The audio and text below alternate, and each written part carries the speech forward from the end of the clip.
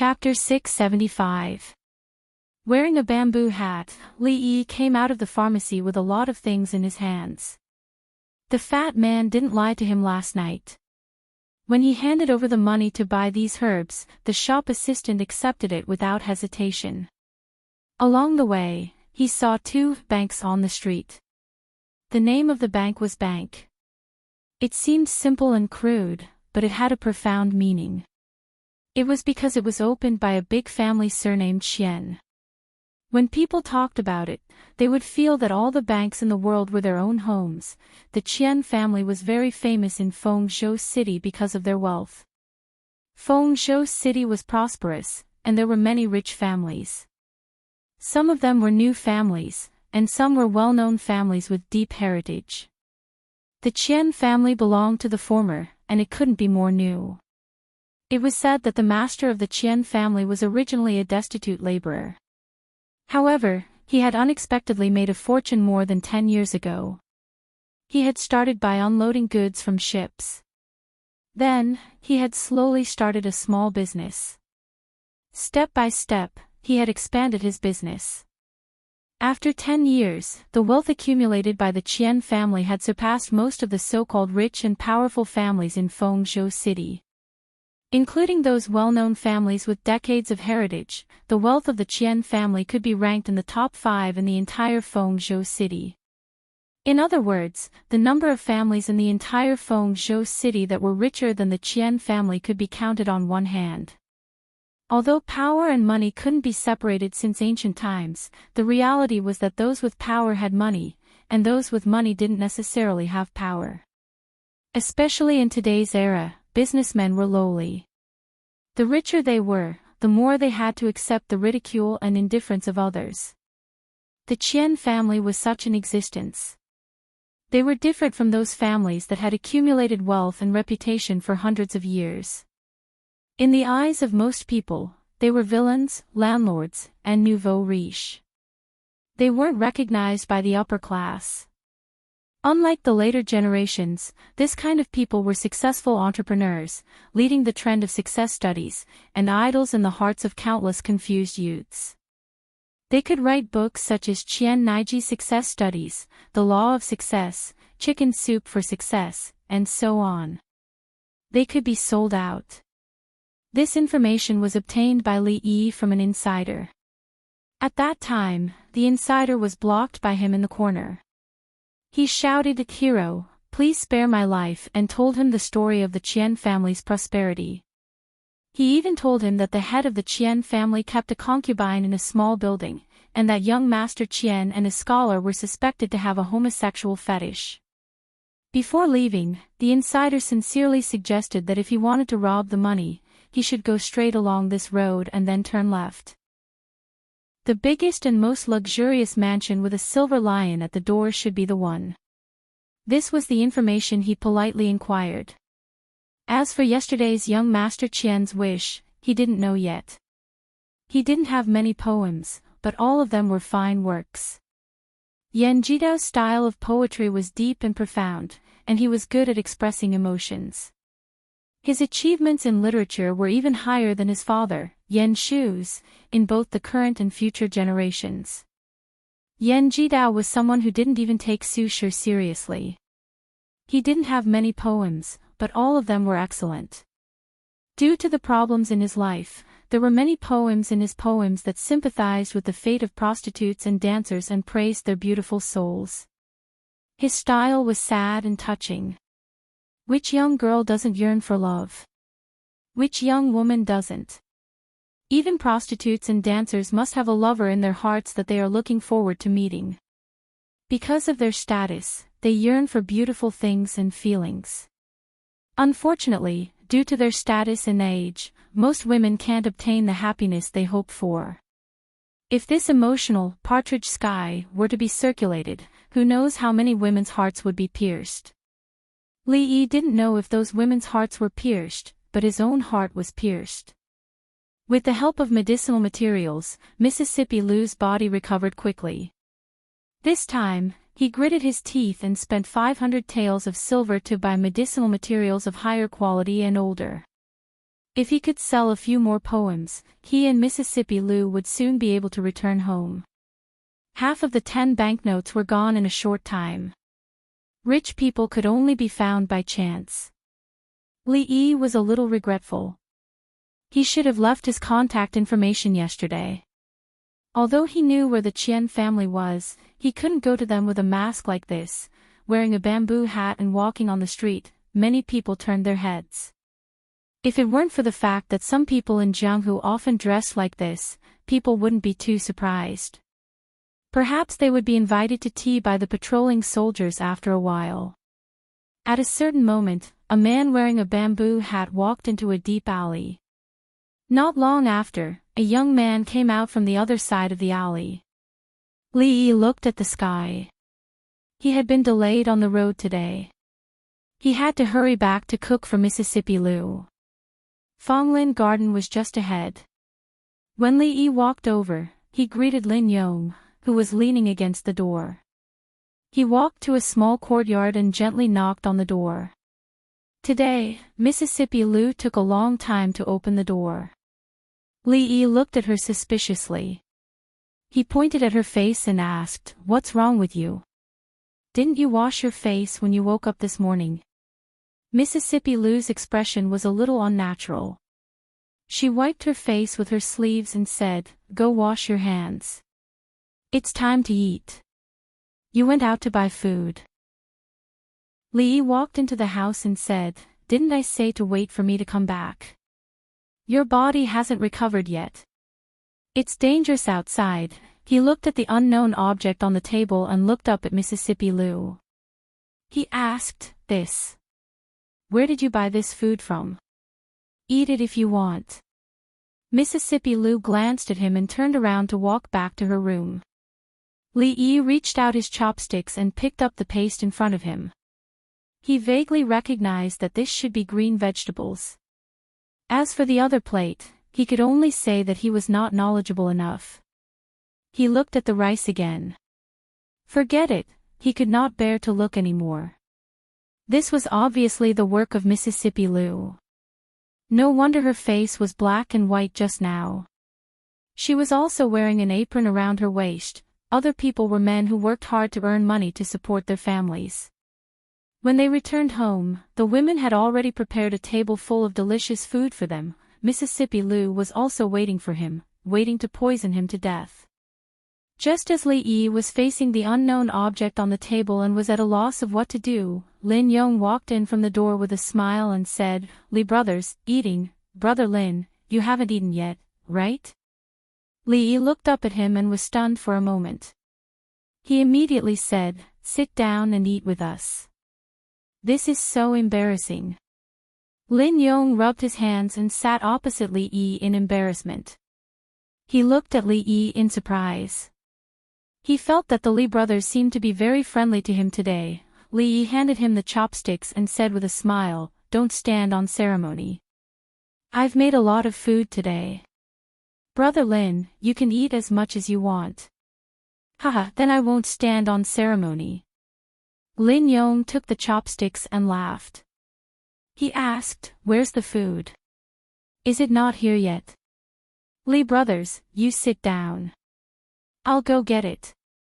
His eyes inadvertently swept across the table and asked in confusion, "What is this?" "This is it." Lee looked at him and said sincerely, "What is it?" Lin Yong looked confused. Lee pushed the 2 dishes over and said, "I've already eaten outside. Brother Lin, don't stand on ceremony. Do you want me to help you get 2 more bowls of rice?" Lin Yong lowered his head to take a look and finally realized something. His expression changed. I'm so embarrassed to eat here every day, Lee brothers." Lin Yong put down the chopsticks and strode outside. He said apologetically, "I suddenly remembered that Miss was looking for me. I'll go and ask her first, it's okay." Lin Wanru came in from outside. She looked at him and said, "The shop is not too busy now. You eat your food. I have something to ask Lee." She turned to look at Lee and said, "I wonder if it's convenient for Lee to come over now." Li Yi stood up and patted Lin Yong's shoulder. He said, "Brother Lin, food is precious. Don't waste it." Lin Yong stood up and looked down at the table. His face instantly turned pale. Chapter 676. In the courtyard, Lin Yong picked up his chopsticks, carefully picked up a piece of vegetable and put it into his mouth. He chewed twice, making crunching sounds. In the next moment, his expression changed drastically. He put down his chopsticks and rushed out of the door. On the other side, Li Yi followed Lin Wanru through Fonglin Park and came to a room behind the shop. Lin Wanru poured him a cup of tea and said, "Take a seat first. I'll go get the account book. There are a few places that I don't quite understand. The way you keep accounts is very special." Li Yi nodded and sat down at the table in the room. The layout of Fonglin Park was similar to that of Rui Square. At the front was a shop, and at the back was a place for people to rest. There were not many furnishings in this room. There were tables, chairs, beds, and cabinets. Everywhere was simple. The most eye-catching thing was the many calligraphy paintings hanging on the walls. Although they were called calligraphy paintings, they were actually just words. Li Yi knew that this Miss Lin was a person who loved calligraphy. The works hanging in her room were not the best, but they were of a certain standard. There were books on the table, as well as some neatly stacked manuscripts. When Li Yi skimmed to the top page, he was slightly stunned. The reason why he was stunned was not only because this was the poem Partridge Sky that he had sold to the fat man yesterday, but also because this handwriting was Wang Shiji's semi-cursive script. The ink on the paper was still wet, and it was clearly written not long ago. Women in this world, as long as they studied in primary school, would all use the hairpin-style small regular script. It was rare to see a semi-cursive script. He picked up the paper and looked at it doubtfully. "It's not a good imitation. Please excuse me." Lin Wanru's voice came from the side. She said, "In the Jing Kingdom, you should often see the handwriting of that number one scholar. Otherwise, you can't imitate it so well. Ever since Xiao Xiuwen spread this handwriting, many people in the Qi Kingdom have begun to imitate it. I have to say, among these people, you are the best at imitating." Li Yi was stunned for a moment. He nodded and said, "I see it quite often." Just a moment ago, she was still puzzled. When he copied the poem yesterday, he had used a different style of writing. After knowing her for so long, she did not expect that this Miss Lin was also his fan. Life was really full of surprises. Li Yi pointed at the paper and asked, "This poem, they said it came from Qingshui River last night. Xiao Xiuwen hasn't had any poems recently. It's been a long time since I've seen such a good poem." Li Yi nodded and didn't ask any more questions. It seemed that the man wouldn't think that his money was wasted.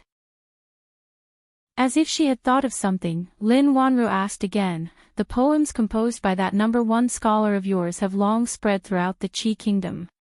Did he compose any new poems after that?" "I don't know much about poetry, and I've never paid attention to it." Li Yi shook his head and said, "You just said that you have questions for me." Lin Wanru also didn't continue this topic. She flipped open the account book and pointed at a certain part of it. She said, "I'm still not clear about these accounts. Can you explain them to me?" "Of course." Li Yi nodded and shifted his gaze over. After about a quarter of an hour, Lin Wanru held a piece of paper in her hands that she had just calculated. After looking at it carefully for a few times, she carefully put it away. At the same time, in the small courtyard that was separated by a wall, Li Yi put on his apron and glanced at Mississippi Liu. He said, "There's no time to cook. There's still some white rice left from yesterday. Let's make do with egg fried rice for breakfast."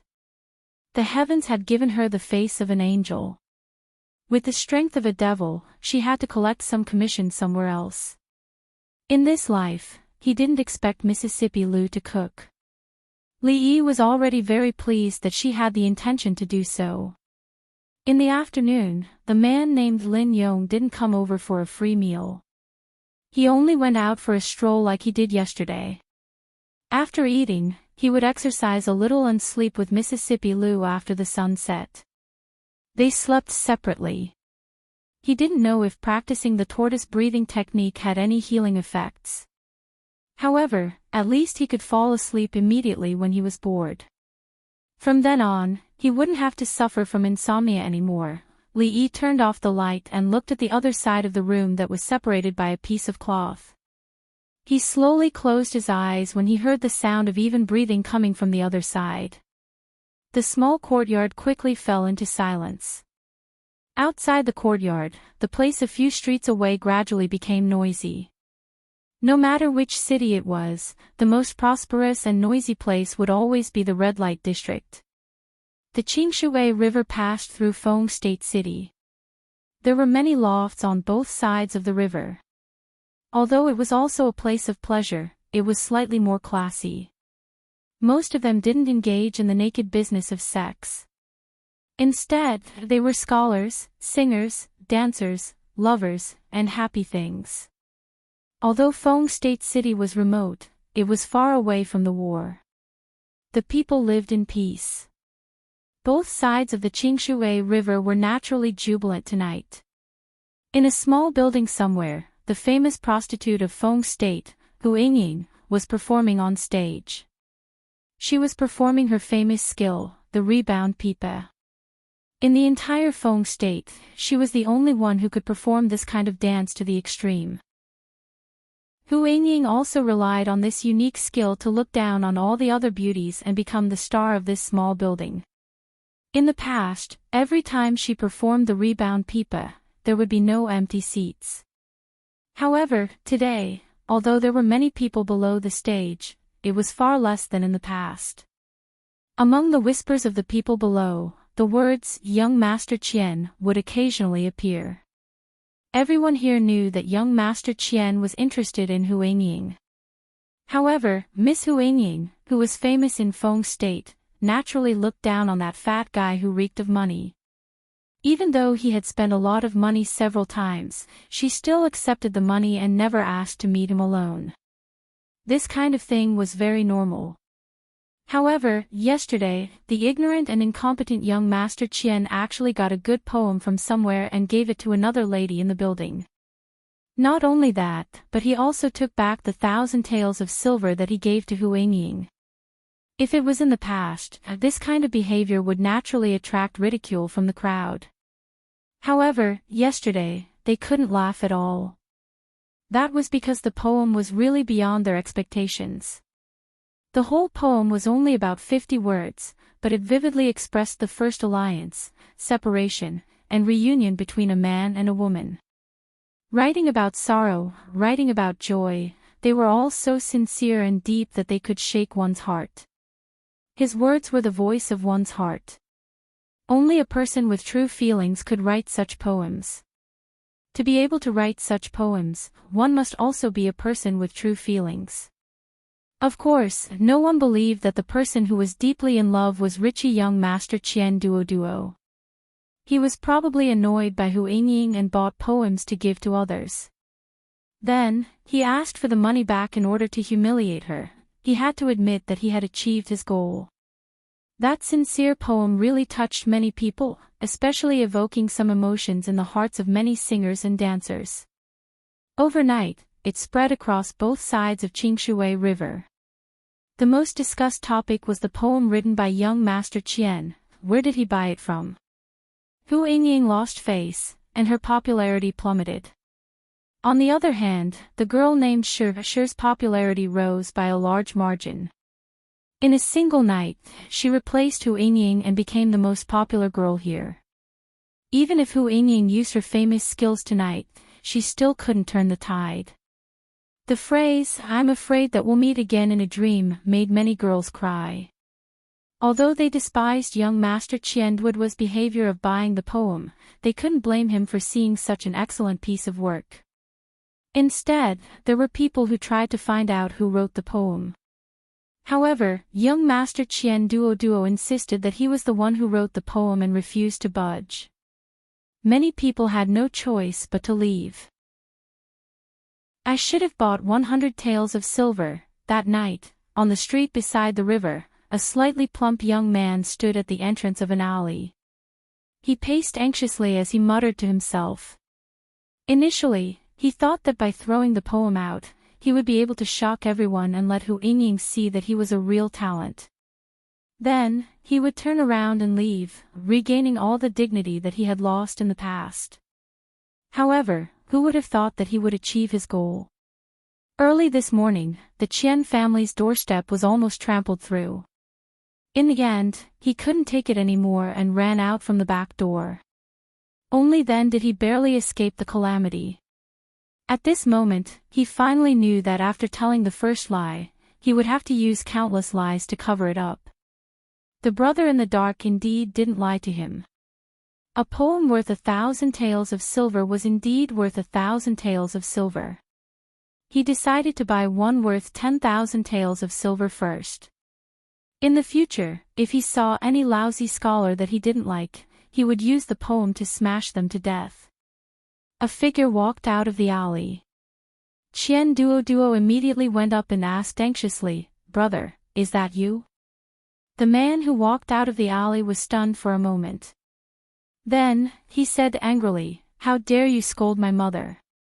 While Qian Duo was stunned, a fist swung over from the front.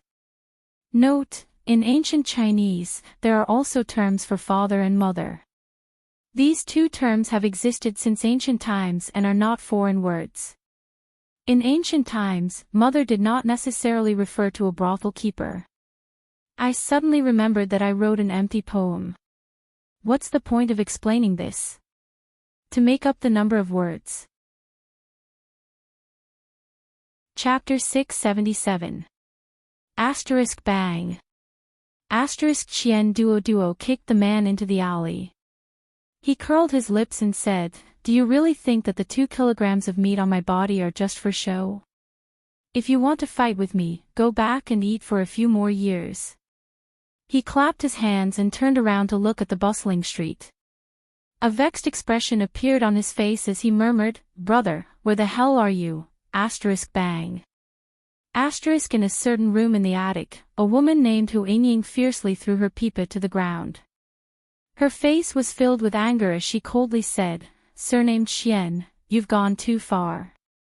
Okay, you still have the face to talk about others." The madam stood behind her and glanced at her. She said, "How many times do I have to tell you not to be too unsightly when you eat? You don't even try to win over your sugar daddy. Instead, you flirt with those poor scholars all day. How do you think you so-called famous courtesans came to be? It's all because of money. This time, I'll teach you a lesson. All of you, be more careful." Hu Yingying said with a straight face, "But, no buts." The madam waved her hand and said, "Find time to properly apologize to young Master Qian. Let me tell you, if you have the surname Qian in the future, you'll enjoy endless glory and wealth. The money that old Master Qian spills out from between his fingers is enough to buy this entire building. I might even have to listen to your face. Tell me, what's so good about those poor scholars? If you follow them, you deserve to suffer for the rest of your life." Hu Yingying gritted her teeth and didn't say anything else. The madam glanced at her and walked out of the room. When she reached the door, she turned around and said, "Don't tell me that you're still thinking about that person. Let me give you a piece of advice. Give up. You're just a prostitute, you can't reach his level." Hu Yingying raised her head and gritted her teeth. She said, "Yingying understands, afraid that we'll meet again in a dream." "Xiuwen, do you think this poem was really written by that young Master Qian?" In a luxurious mansion in Feng State City, a white-clothed youth recited a few lines and raised his head to look at the young man in front of him. "Regardless of whether he is or not, I have to meet this young Master Qian." Zhao Xiuwen, who had been writing, put down his brush and looked at the partridge sky that he had recopied onto the paper. He said, It's not important whether he bought this poem or not. What's important is where he bought it from. I'm more interested in someone who can write such a poem. Don't you find it strange, Yenjo? Becoming famous overnight is a little strange. Young Yenjo nodded and said, the style of the poem is unique. It's unlike anyone I know. Although the theme is nothing more than sadness and resentment, feelings and nostalgia, it's tactful and delicate. It's also romantic and charming. It's fresh and handsome. I really can't think of anyone else in Feng Province or even the Qi Kingdom who has such a standard. He looked at Zhao Xuan and said, if you didn't deny it just now, I really would have thought that this was one of your hobbies. I don't have the leisure to do that. Zhao Xuan said with a smile, however, that young Master Qian is the son of the god of wealth. It doesn't seem to be easy, the god of wealth will probably give you face. Yang Yanzhou shook his head and then looked at him again. He said, I heard from the third prince that person seems to have come to the Qi Kingdom. Do you know? Who? Zhao Xuan raised his head and asked in confusion. Li Yi, Yang Yanzhou said, looking at him. Zhao Xuan was stunned and slowly stood up from the chair. Are you sure you found out everything? On a street somewhere in Feng Province, the young man stopped and looked at a shop in front of him and asked again. The servant behind him immediately replied, Young master, I've found out everything. The scholar came back from the Jing Kingdom with Miss Lin. It seems that they were in trouble. They have an injured wife with them. They live in the courtyard next to Fonglin Garden. The young man nodded and said, let's go. Li Yi walked out of the courtyard and saw Lin Yong at the gate of Fonglin Garden. He said casually, Brother Lin, have you eaten? Do you want to come in and eat? Growl. Hearing the word eat, Lin Yong's stomach growled. He looked up at Li Yi and shook his head. He said righteously, no need, no need. I've eaten outside just now. Thank you for your kindness, Li brothers. Mississippi Lu suffered another blow. She probably wouldn't cook for a while. However, it seemed that she had left a big shadow in Lin Yong's heart. He had obviously only tasted one bite yesterday and regarded the courtyard as a dragon's pool and a tiger's den. Back then, he had eaten all the food she made. In the end, he still went back and brought Lin Yong a serving of rice. After tasting it, the mountain-like man was moved to tears. Just as Li Yi was about to go back, he heard noises coming from the shop. Inside Fonglin Garden, the man surnamed Bai looked at Lin Wanru and said with a bitter smile, Wanru, think about it again. 10,000 taels of silver is not a low price. My father likes Lioli the most. I really can't think of a good gift to give him for his birthday. Lin Wanru shook her head and said, I'm sorry. The flying swallow horse is the treasure of Fonglin Garden. It's not for sale. I know it's a bit difficult. The man surnamed Bai looked troubled and said, but I also want my father to be happy. Otherwise, I definitely wouldn't ask. I'm really sorry. I can't make the decision alone. Lin Wanru still shook her head. Not long after, the man surnamed Bai walked out of the shop. After glancing at Li Yi, he shook his head and turned to leave. Li Yi thought about it and walked into the shop. He saw Lin Wanru standing in front of the Lioli ware. He walked over and looked at her. After hesitating for a moment, he said, Miss Lin, if you can sell this Lioli ware, it's better to sell it as soon as possible. Why? Lin Wanru looked at him and asked with a frown. Li pointed at the Lioli ware and said, there are some foreign merchants who claim to be from Great Britain. They traveled over land and water to bring a large amount of Lioli ware here. This thing will soon be worthless. So, it's better to sell it as soon as possible. How do you know? Lin Wanru looked at him and asked. It's a coincidence. I saw them in the Jing Kingdom before. It won't be long before they reach the Qi Kingdom. Li Yi could only say so much. Any more would involve business secrets. It was not easy for the British merchants. They traveled thousands of miles, traveled over land and water, and lost a lot of people. It was not easy for them to come here. He had to give them a way out. Watching him leave, Lin Wanru's face showed a thoughtful expression. When she looked at the flying swallow again, her eyes changed a little. Great Britain. A foreign merchant. Lin Wanru's face showed a thoughtful expression. I've never heard of this foreign country. Is it rich in lioliware? Chongzhou and Fengzhou were neighbors.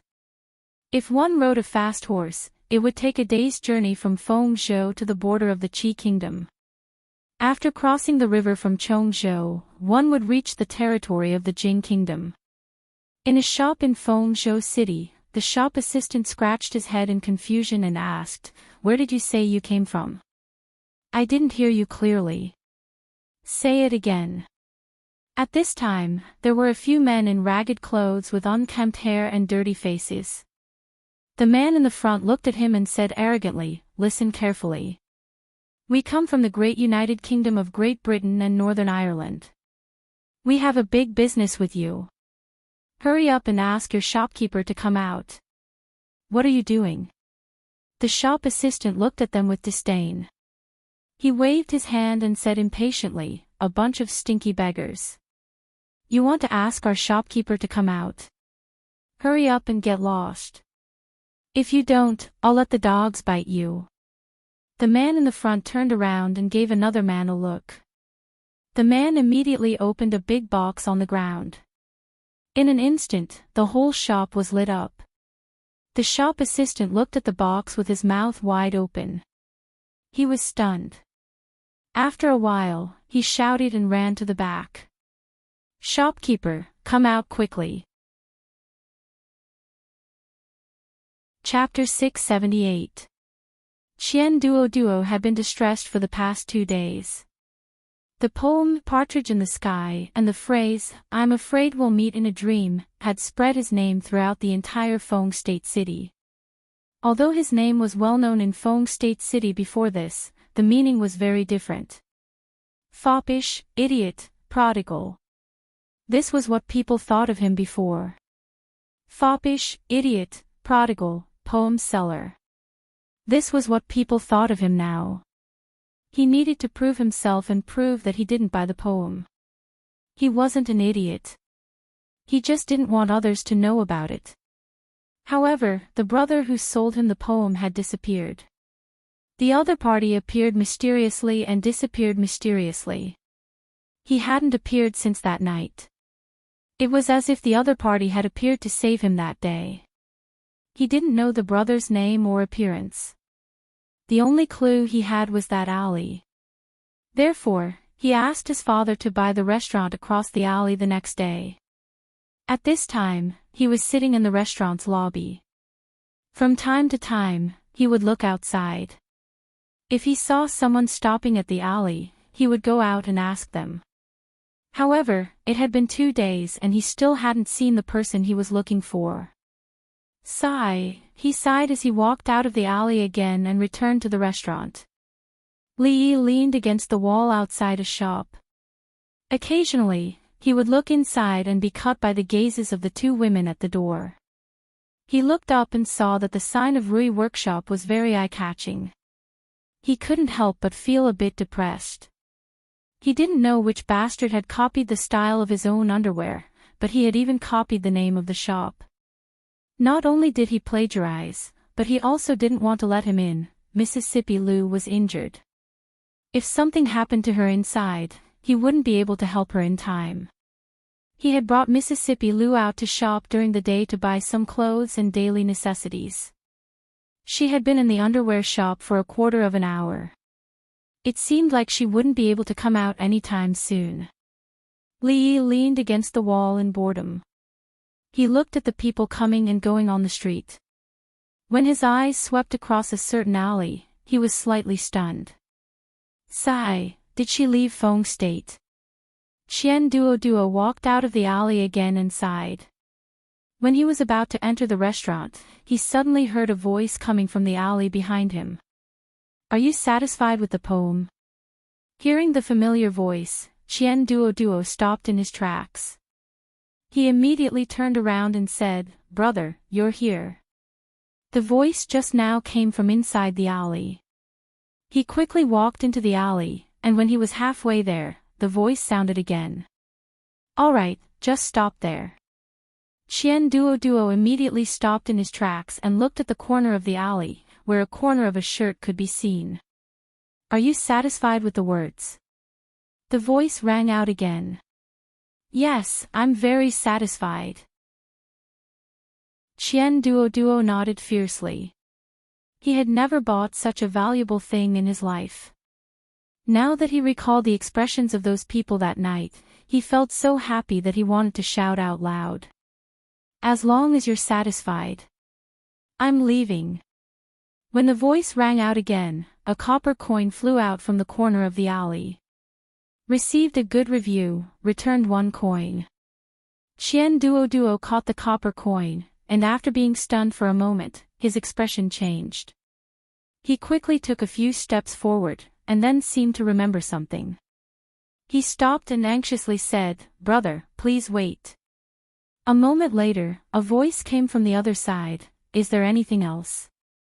A smile appeared on Chien Duo's face as he said, I wonder if brother still has poems for sale. The voice paused and asked, How many songs do you want? 10 songs. Just like before, 10,000 taels of silver. According to your rules, buy 5 and get 1 free, buy 10 and get 3 free. That's a total of 13 songs. Are there any special requirements? Just like the previous song. Love between a man and a woman. Chien Duo nodded vigorously. Yes, that's it. The person on the other side did not speak immediately, as if he was thinking. After a while, the voice sounded again, Pay a deposit of 5,000 taels first, and the item you want will be delivered to you by tonight. Chien Duo took out a stack of banknotes from his pocket.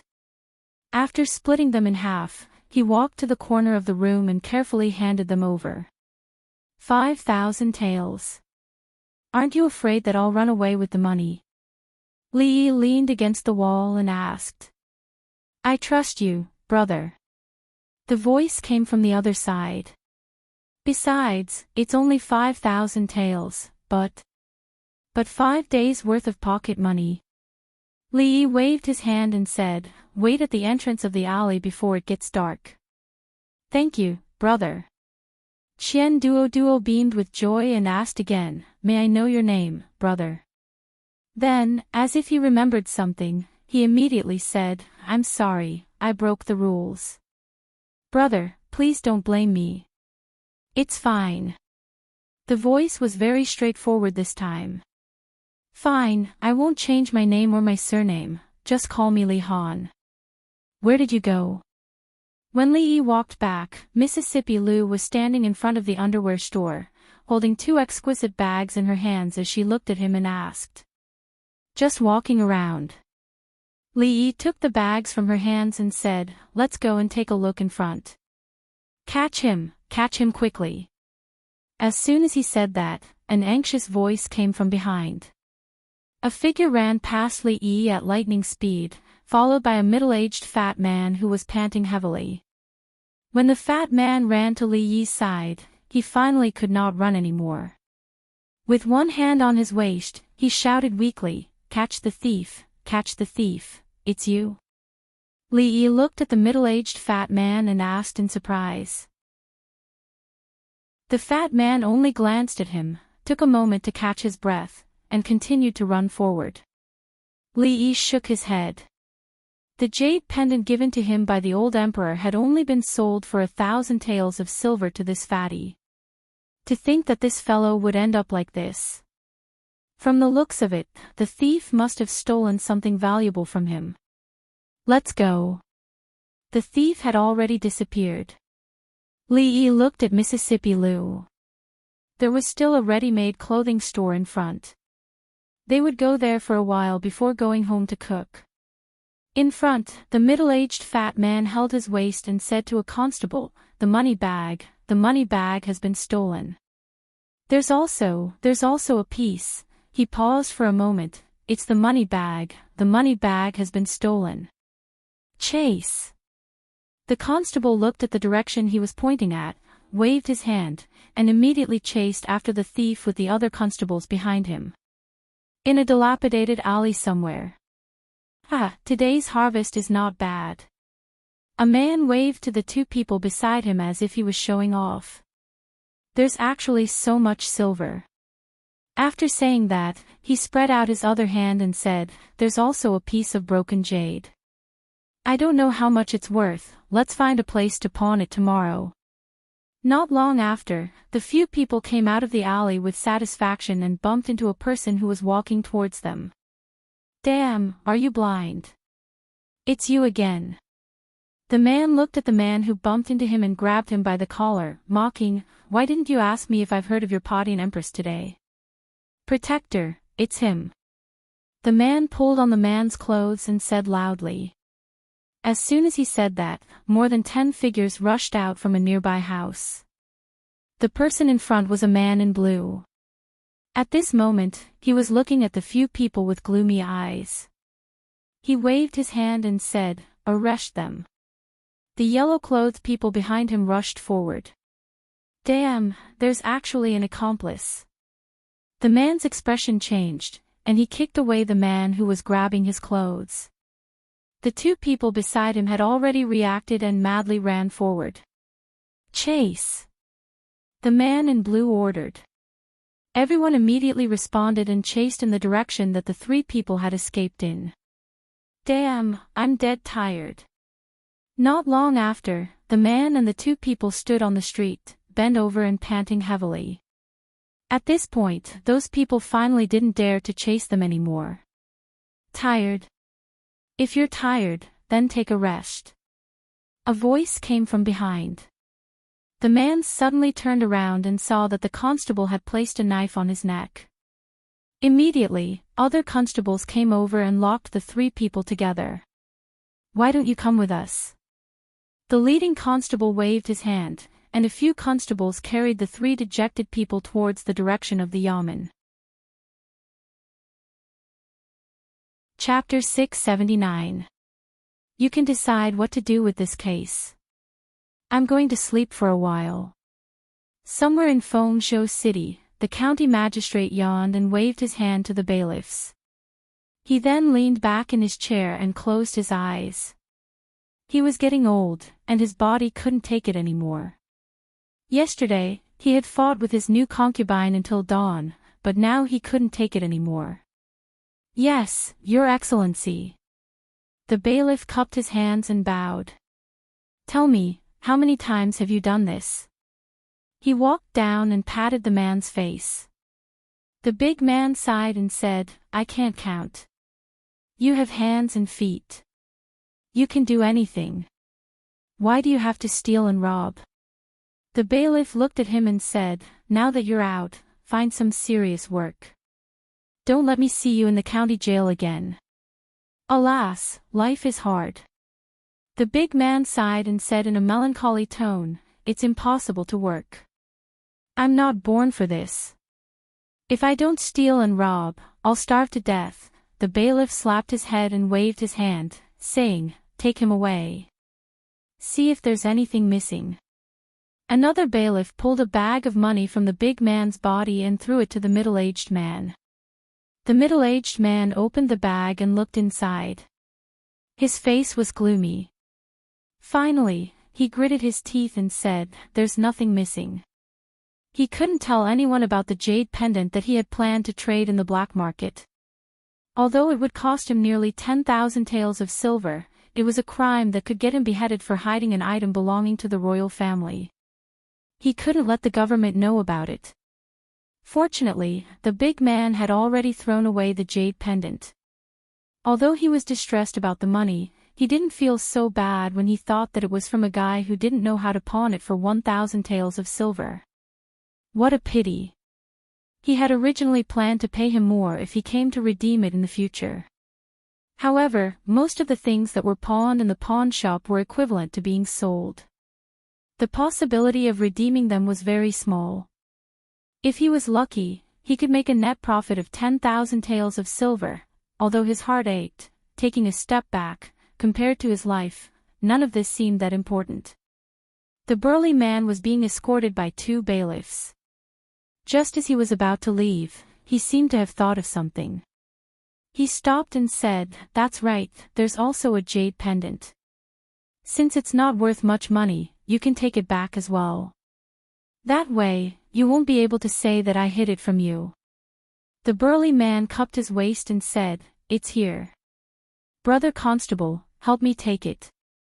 Hearing this, the middle-aged man's expression changed greatly. He immediately said, "Nonsense, I only lost my purse. How can there be any jade pendant? You stole it from someone else. You must have remembered wrongly." The burly man was stunned for a moment. He looked at the middle-aged man and said, "Don't tell me you're confused. You lost your jade pendant and forgot about it. Or you really want to postpone it and make me suffer a few more beatings?" The middle-aged man forced himself to calm down and said, "Nonsense. Why would I harm you? Do you think I don't know if I lost the jade pendant or not?" The burly man turned to look at the bailiff and said, "Brother Constable, this guy may have really forgotten that the jade pendant is on my waist. Help me take it. He should remember it when he sees it." The bailiff looked at the 2 of them and felt a little surprised. He felt something from the bulge on the burly man's waist. Crack! The sound of porcelain shattering and tables and chairs overturning came from behind.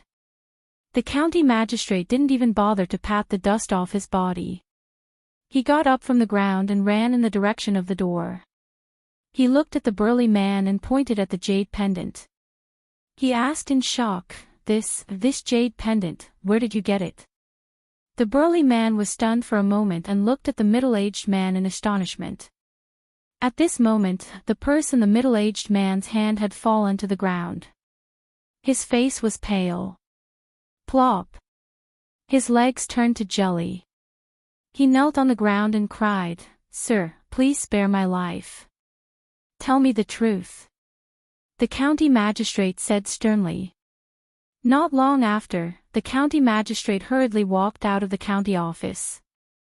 He got on the sedan chair and urged, "Go to King Feng's mansion."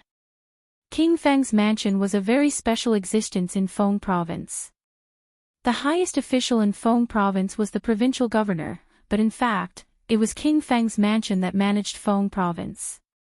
This was a special case in the Qi Kingdom. Although many princes had fiefs, most of them were remote territories.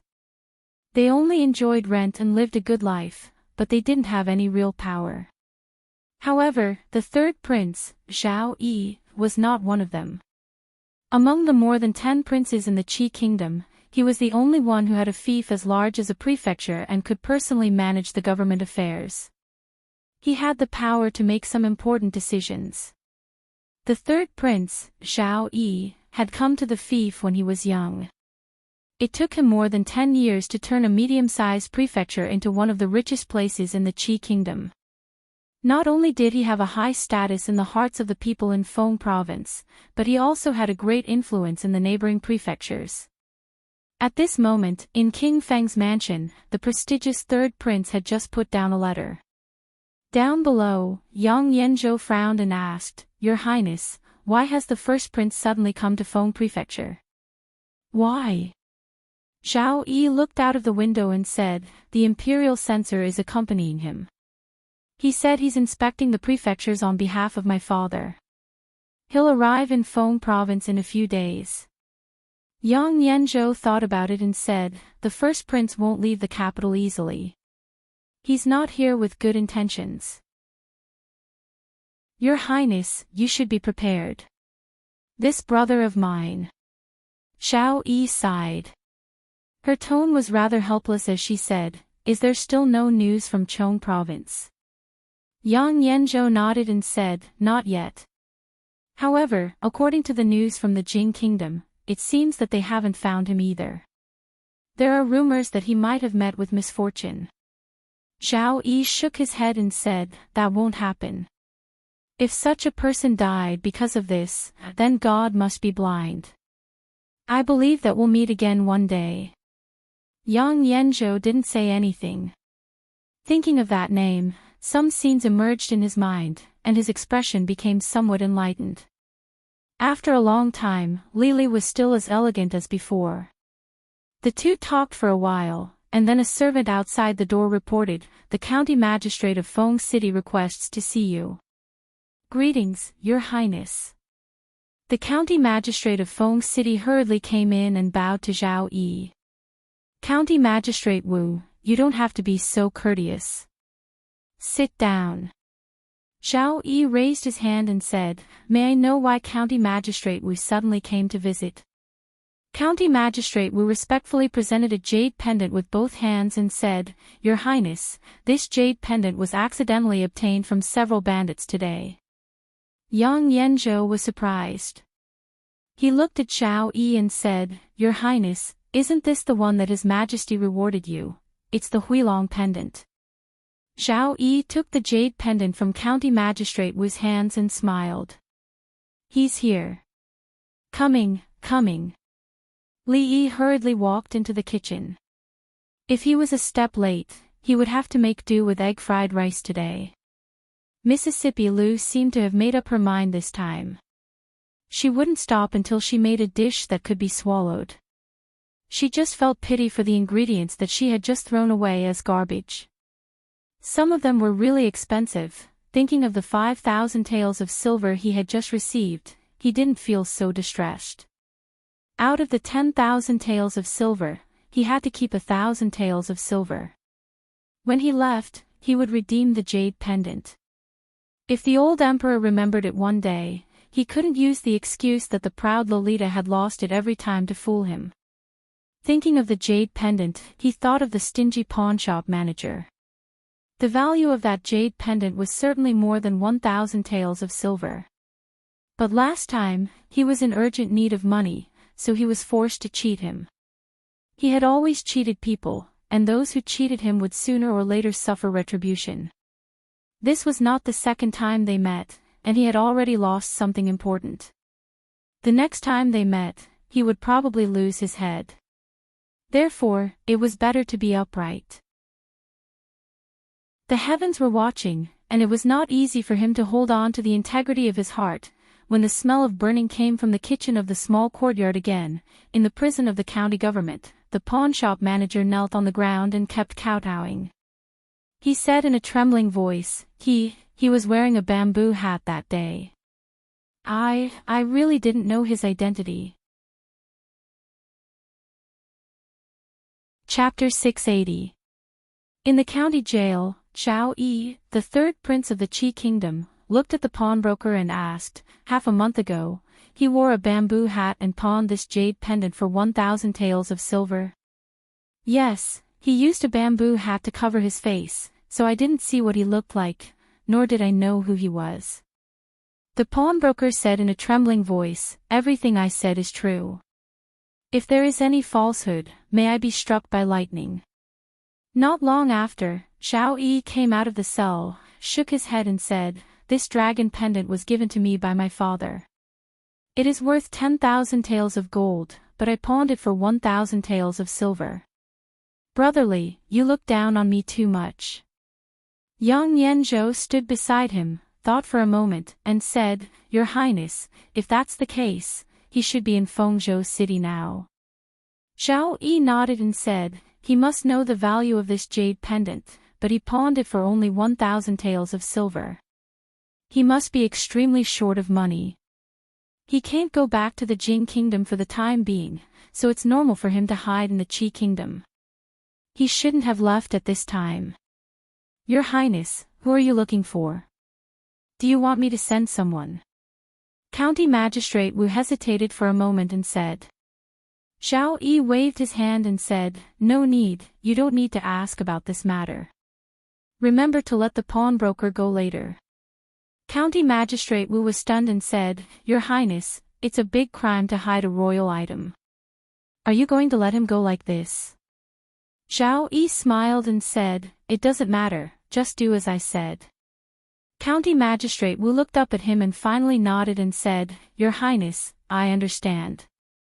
As they walked out of the county office, young Yanzhou turned around and asked, Your Highness, what if he doesn't redeem the jade pendant?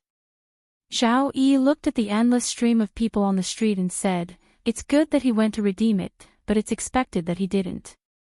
Send more people to investigate in secret these days. Feng State City is not big, so if he is still in the city, we will find him sooner or later. Yang Yanzhou nodded, and the two of them walked down the stairs.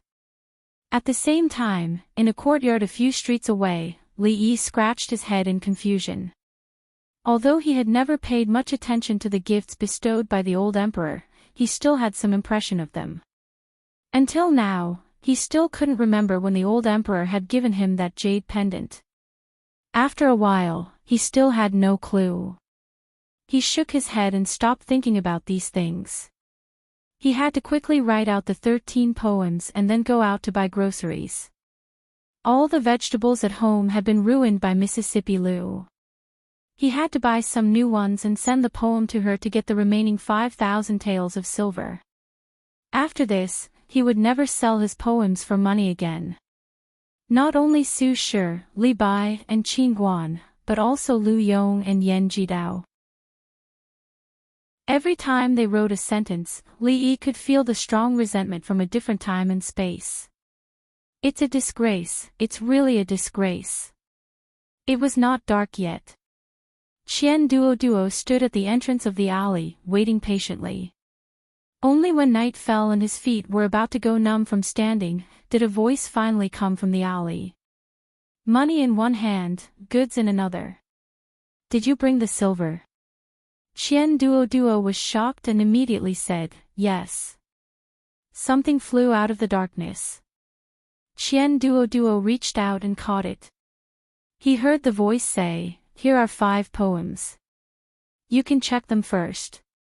Qian Duo walked to the side and opened it with the light of the lamp. There were a few words that he didn't know, but it should be the real thing. He walked back and handed a stack of banknotes in and said, This is the remaining 5,000 taels of silver. Brother, please count it. As soon as he finished speaking, he felt that his hand was empty. After a while, another roll of paper flew out. Money and goods are settled. Goodbye. Hearing the voice coming from the alley, Qian Duo hurriedly said, Brother, please wait. The voice said, Is there anything else? Qian Duo scratched his head and said, Cash back, do you want a copper coin? Even a copper coin is money. Qian Duo smiled embarrassedly and said, My father taught me since I was a child that every porridge and meal is hard-earned. I shouldn't spend money recklessly and should be thrifty. Even a copper coin is money. I deserve it. Why don't I want it? This time, the voice was silent for a long time before it spoke again. Sorry, there is no cash back this time. I used up my change when I bought vegetables just now, buying vegetables. Qian Duo was stunned and looked ahead in surprise. However, there was no more sound coming from the darkness. Brother, remember that you still owe me a copper coin. Qian Duo shouted to himself. He carefully put away the poems and strode back. As Li Yi walked on the street, he thought that he should have spared him a celery or something. He didn't like to owe people money. Even a copper coin was still a debt. For someone with obsessive-compulsive disorder, there was not much difference between a copper coin and 10,000 taels of silver. When he passed by a city gate, he saw the soldiers at the gate questioning passers-by in the dark. They seemed to be holding something like a portrait in their hands. They were probably chasing after some felons. It seemed that the public security in Fengzhou was not very good. It was better to be careful while walking alone on the street at night. The right thing to do was to go back and sleep with Mississippi Lu. In a restaurant, several dancers were dancing gracefully on a high stage.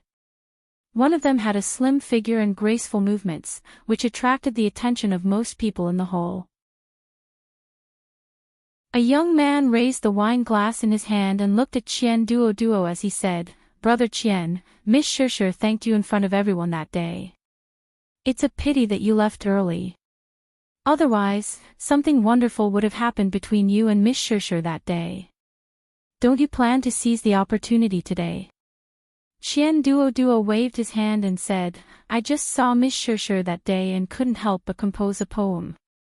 There is no other meaning. Brother Qian is very talented. Your reputation has spread throughout Fengzhou. I admire you." A person cupped his hands and said, "We have known each other for more than 10 years, but I didn't know that Brother Qian had such a talent for poetry. Brother Qian, you have hidden it well."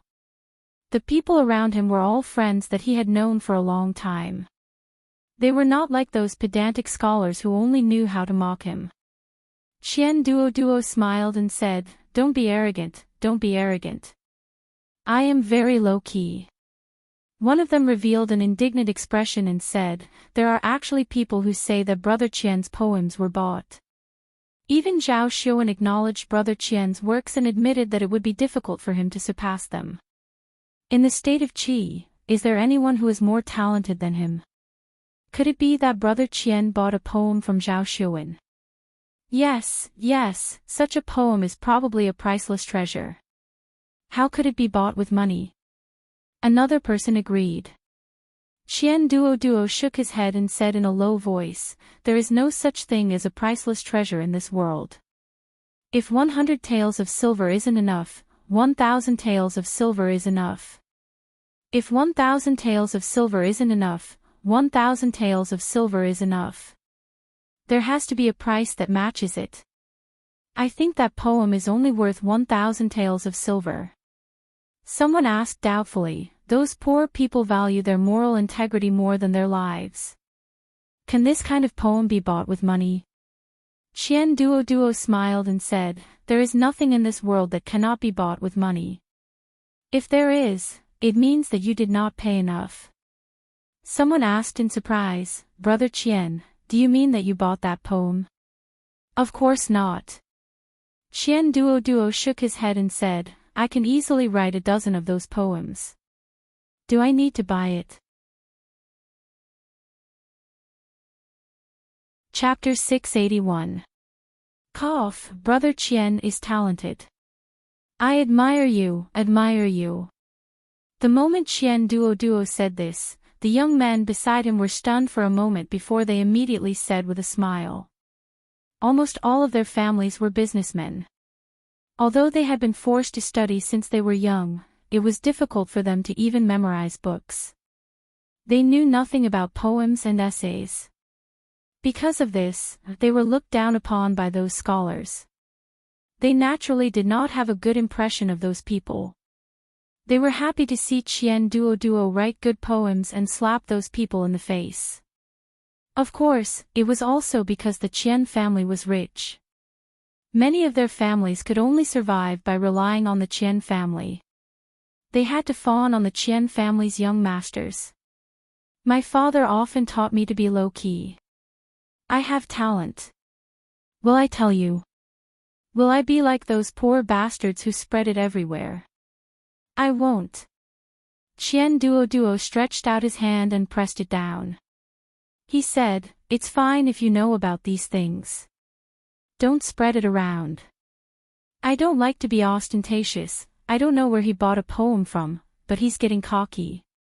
A cold snort came from the side. A green-robed scholar glanced over and said, "He really thinks he's a scholar.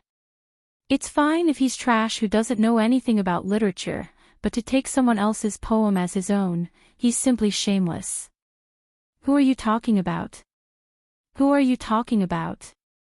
Before Qian Duo could speak, a person beside him stood up and turned around to look at him in dissatisfaction. The green-robed scholar smiled mockingly. He turned his head and said, "Who doesn't know shame? Who knows in their hearts? Don't you think so? If his heart is magnanimous, why would he be afraid of the words of others? I'm afraid some people have ulterior motives. Only he knows if there are any ulterior motives. There were a few other similarly dressed men beside the green-robed scholar. At this moment, they all spoke, their tone full of mockery. Qian Duo stood up and walked over. He looked at the person from before and asked, if his heart is magnanimous, he won't be afraid of the words of others. The scholar nodded and said, of course. Qian Duo asked again, then are you magnanimous? The man sneered and said, we scholars have righteousness in our hearts. We do things in an upright manner. We are naturally magnanimous. You aren't afraid of the words of others? Not. Really impotent? No. As soon as the scholar opened his mouth, he realized that something was wrong.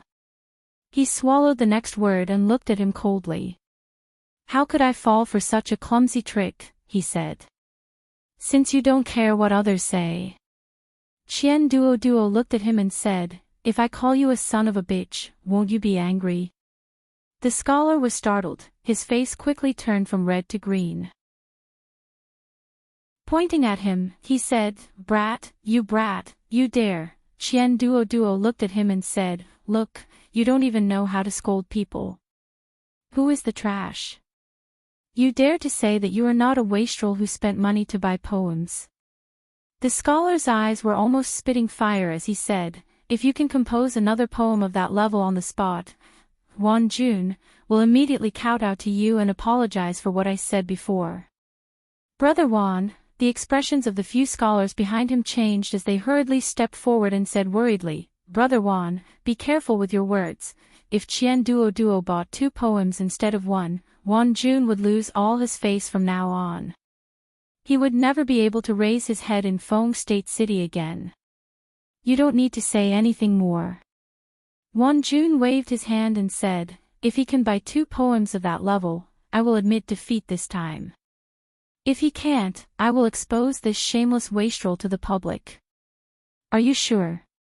Qian Duo looked at him and said, if I can compose another poem, will you kowtow to me?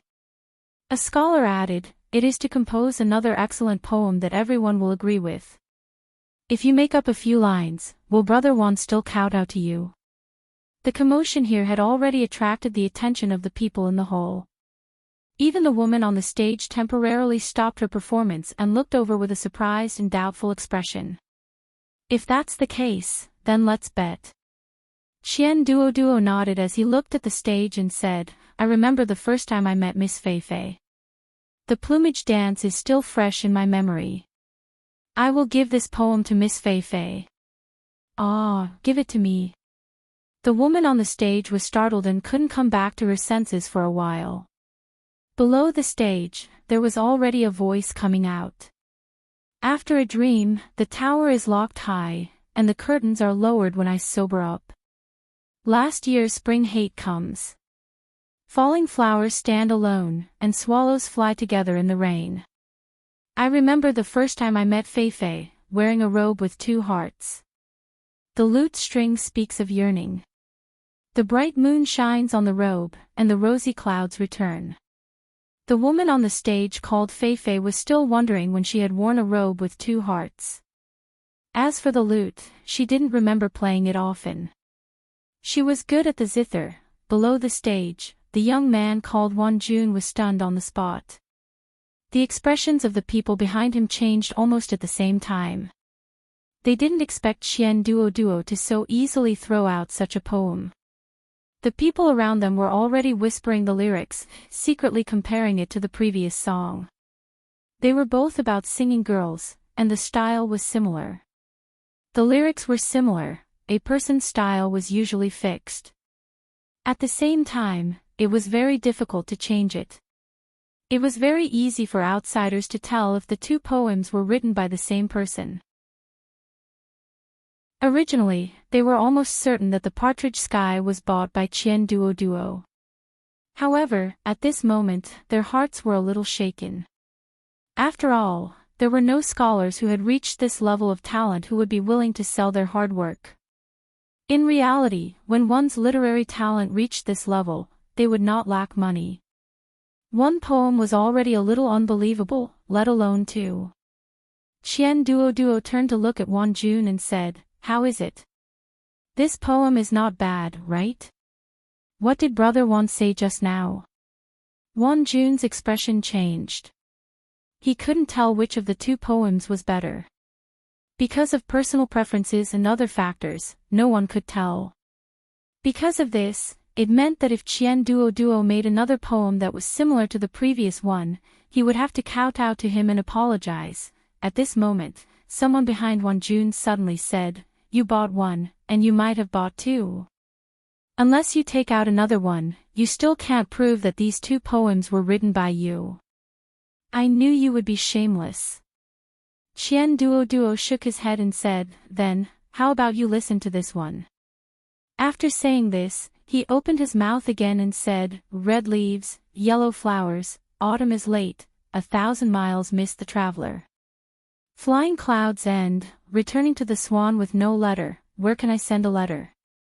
Tears fall unceasingly by the window. Like an inkstone turning to grind ink. Gradually writing about parting, deep in this love, the red paper is colorless." Won Jun opened his mouth and his face was ashen. This time, he didn't say anything. The scholars behind him also had faces full of disbelief. How long had it been? Did he really think composing poems was like eating and drinking? The way the surrounding people looked at Qian Duo had already changed. He might have bought one or two poems, but he couldn't possibly tie up a talented scholar to write poems for him, right? Anyone who was involved in poetry could easily see that these three poems were obviously written by the same person. Such a talented scholar should have been famous throughout Feng Province. How could he work for someone else's disciple? Could it be that this young Master Qian, who had always been known as an idiot, had been hiding it all along? Astonished expressions appeared on more and more people's faces. Li Yi was also astonished. Other than astonishment, he was also gratified.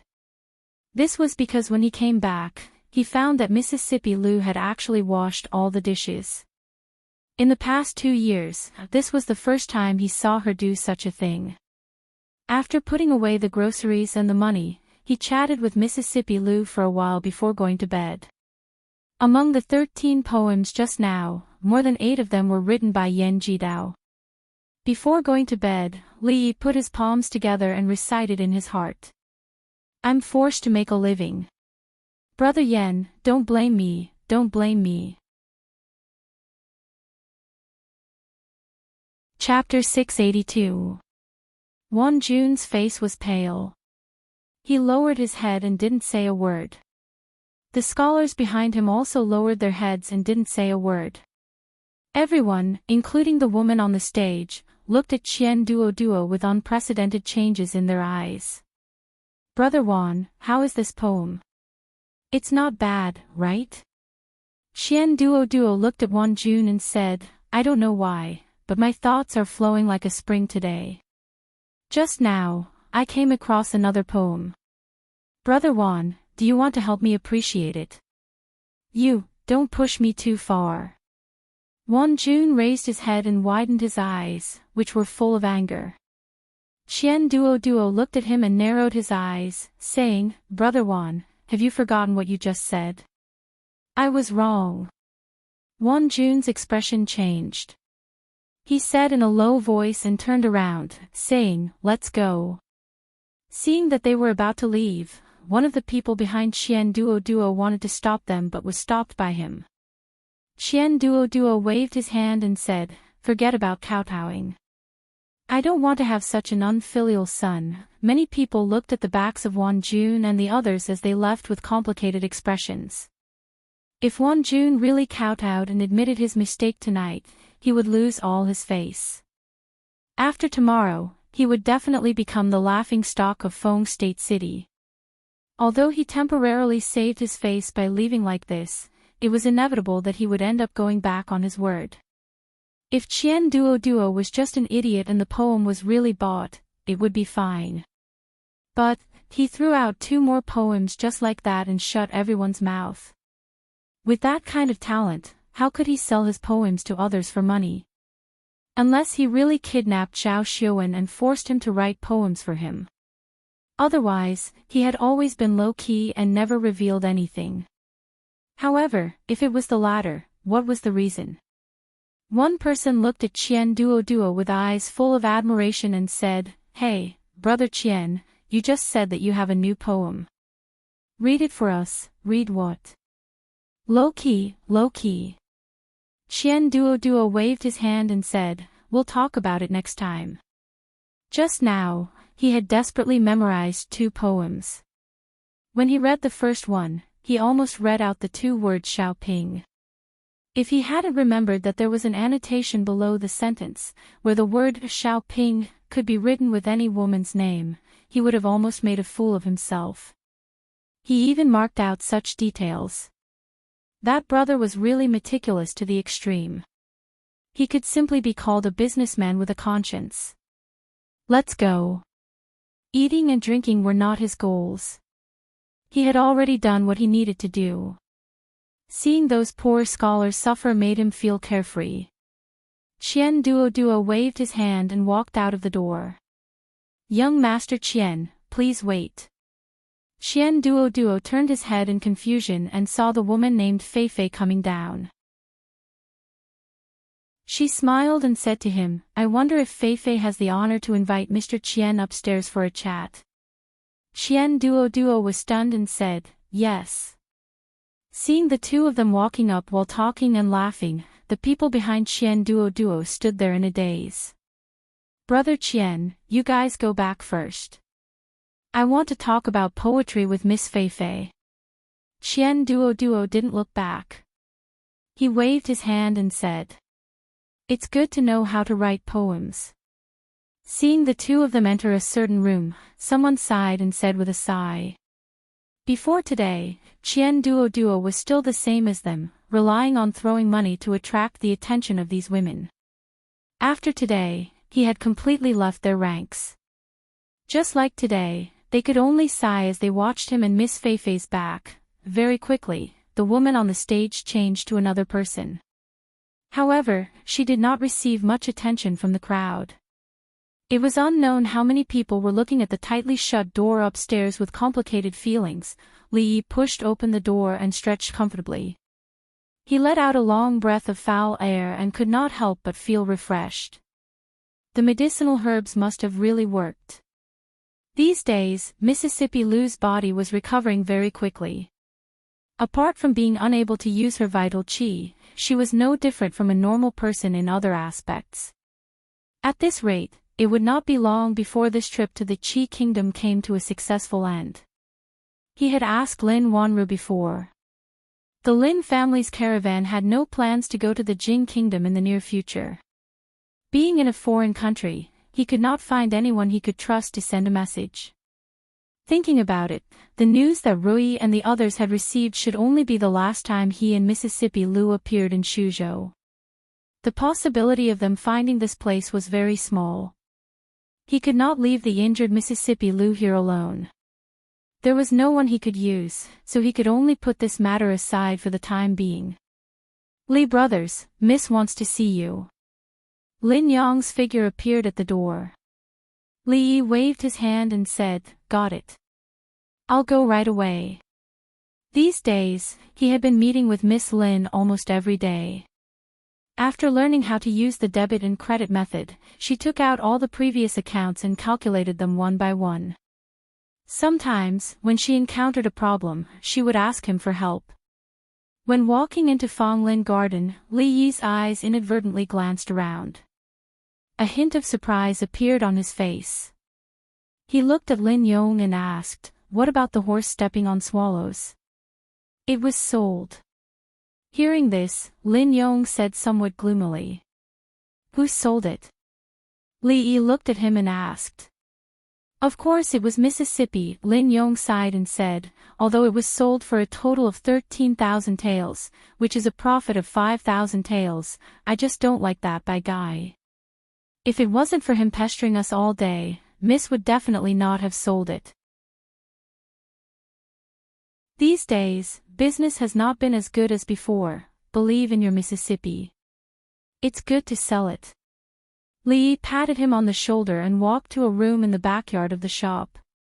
That bad guy really loved this Miss Lin. He fought to prevent losses for the Lin family. He was the most suitable spare tire. He knocked on the door and a gentle voice came from inside. Is it Lee? Come in. Lin Wanru was sitting at the table and writing something seriously. Lee walked over and shook his head after glancing at it. That guy surnamed Xian was really addicted to showing off. In just a few days, he had written 13 poems. It was extremely ostentatious. Did he really want to be the poet sage of the Qi kingdom? Seeing him shake his head, Lin Wanru put down the pen and said with a smile, "It's not good." "I'm sorry." Li shook his head and said, "It's a lot better than before. I still have to thank you for your guidance." Lin Wanru stood up and said. She was very clear that her calligraphy could make such great progress in such a short period of time. It was all because of his advice from time to time. The more she interacted with him, the more she found that this scholar who was picked up had many unexpected things. First was his amazing calligraphy. Second was his culinary skills. He seemed to know some martial arts too. Even some of the views on business that he revealed in a few words were also a great inspiration to her. This always made her suspicious. Could it be that every scholar in Jingguo was like this? Li Yi's gaze moved away from the poem she had copied and asked, "Is there something wrong with the accounts again?" Lin Wanru shook her head and said, "I actually invited you here because I have a presumptuous request." The concept of presumptuous request was too broad.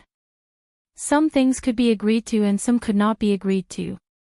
After all, Mississippi Lu was still here, so he still had to pay attention to some things. "What is it?" Li Yi looked at her and asked. He had to clarify whether he could agree to it or not. "There's an important meeting tomorrow night. Several big trading companies in Feng State will be participating. Brother Lin is straightforward, so it's not suitable for him to participate. I don't know if you have time." "I think, that's it." "That's it." Li nodded with some disappointment. "If it's tomorrow night, I should have time." Chapter 683. The meeting that Lin Wanru mentioned was actually a gathering of some rich businessmen in Fengzhou City. It was said that it would be held every once in a while. After all, doing business was not the business of one or two families. Even top businessmen like the Qian family had to cooperate with others, let alone the Lin family, who could not avoid these necessary social interactions. As the guard of the Lin family, Lin Yong was also Lin Wanru's bodyguard most of the time. He would follow her on some important occasions. In the previous meeting, because a certain wealthy merchant said some inappropriate words to Lin Wanru, he was violently beaten up by the furious Lin Yong on the spot. Later on, the Lin family paid a price to settle the matter with great difficulty. Although there weren't any serious consequences, from then on, Lin Wanru didn't dare to bring him to similar occasions anymore. Lin Wanru had just briefly mentioned these things to him. Compared with Lin Yong, who was a hothead, he looked gentle and modest. He knew how to do business. Most importantly, he was handsome and could be taken out to meet people. He was the best choice to take his family on a trip to a banquet. The reason why he agreed to take her along was that they had become familiar with each other these days. It was not a good idea to refuse such a small matter. Secondly, it was boring to go to bed early every night. It was good to go out occasionally to change the mood.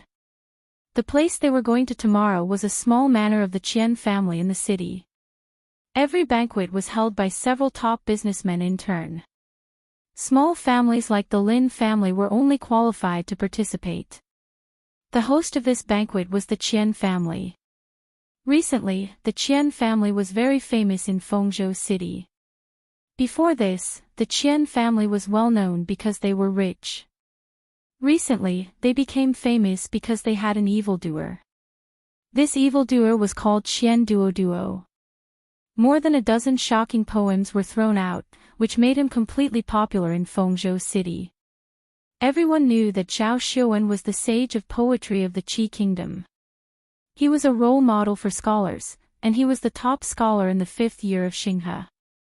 Now, he was assisting the 3rd prince in Feng province. Everyone knew about his talent. However, in recent days, Qian Duoduo's name had almost overshadowed Zhao Xiuwen's reputation in Feng Prefecture City. After being ridiculed for more than 10 years, he had also been labeled as an idiot for more than 10 years. After enduring patiently for more than 10 years, he suddenly shocked everyone and completely subverted everyone's understanding of him. There were many people who had doubts about this, but there were also some people who believed that the Qian family had really produced a Qilin son this time. Xiuwen, what do you think? Yang Yanzhou asked Zhao Xiuwen after flipping through a book of poems. Great literary talent. Zhao Xiuwen also held a similar booklet in his hand. He nodded his head and said, 13 poems, each of which is an excellent work. Yang Yanzhou shook his head and asked, do you really believe that these poems were written by Qian Duo Duo in 5 days? For a poem of this level, even I would have to spend a long time to craft it. It's not like you, and I don't know what the son of the god of wealth is like. Zhao Xiuwen put down the book of poems and said, there must be an expert behind him. But I still can't figure it out.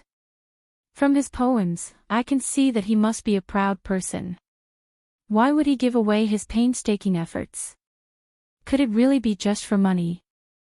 Yang Yanzhou asked doubtfully, the important thing is, when did such a talent appear in Feng province? Zhao Xiuwen smiled and said, I might have to go to the Qian family in a few days. Speaking of which, he is also in Feng province. Yang Yanzhou thought about it and said, could it be him? Zhao Xiuwen raised his eyebrows and asked, if it was him, it would not be difficult for him to write these poems. But why would he give them to a stranger? It's not a gift. Yang Yanzhou looked at him and said, when he first arrived in Feng province, he pawned the 3rd prince's jade pendant.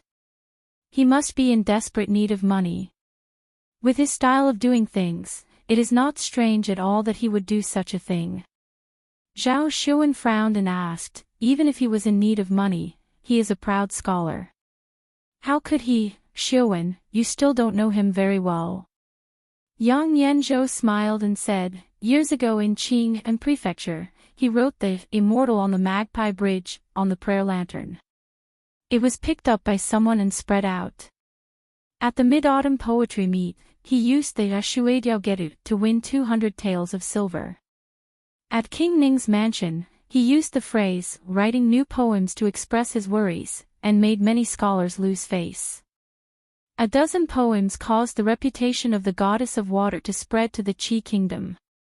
But what you don't know, Xiuwen, is that he casually gave those poems to a woman. Now that I think about it, when he was in need of money, it is not strange that he used these poems to exchange for money. Yang Yanzhou smiled bitterly and said, even though I don't want to admit it, to him, poems seem to be something that he did casually. Which scholar doesn't view their proud works as treasures? But he didn't care at all.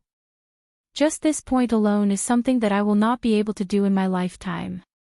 If it really was him, Zhao Xiuwen looked out the window and said, I have to go to the Qian family today. In a gorgeous manner somewhere in Fengzhou City, a fat middle-aged man with a big belly walked out of the door.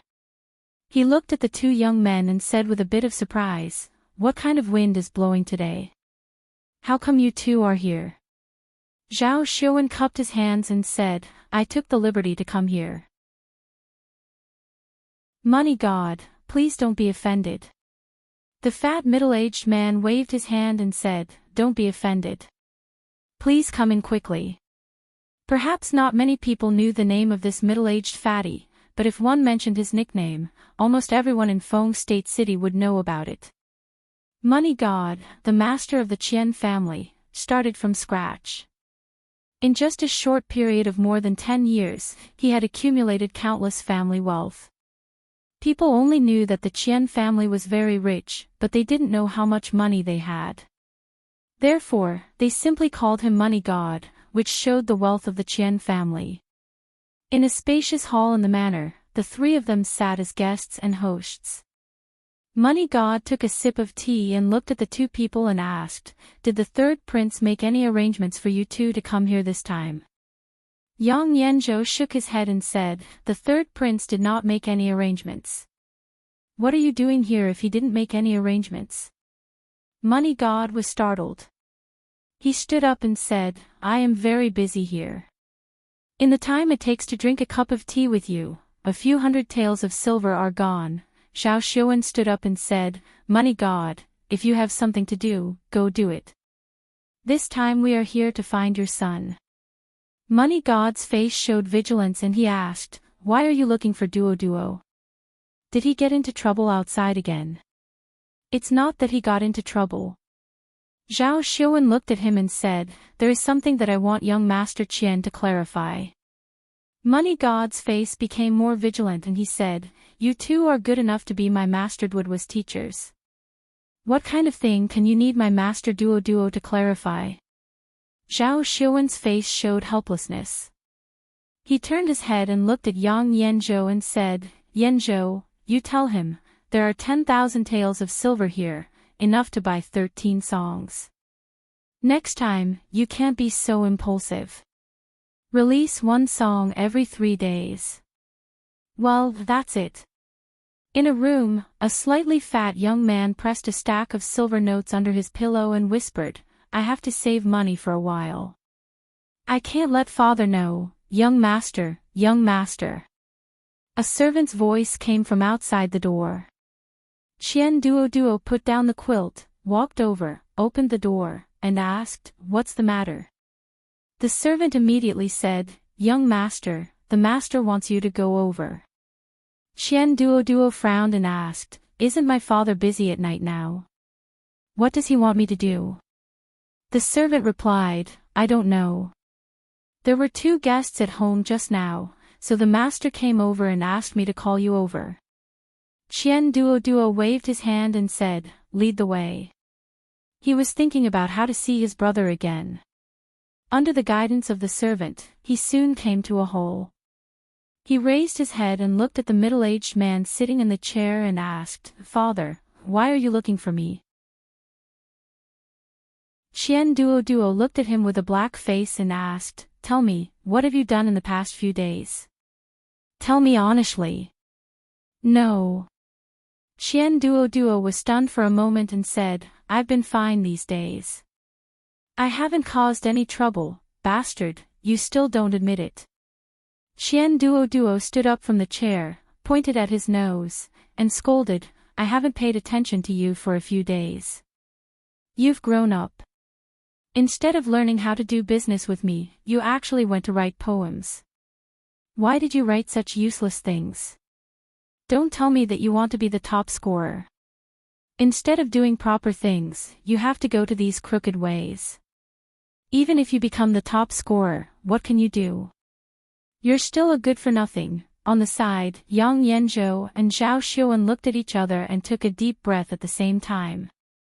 The 2 extremely self-restrained top scorers finally calmed down a little. Chapter 684. "Dad, I know I was wrong." Qian Duo lowered his head and said sincerely. When it came to this kind of topic, he never argued with his father. Otherwise, it would cause even more serious consequences. You have to remember that you will inherit the Qian family in the future.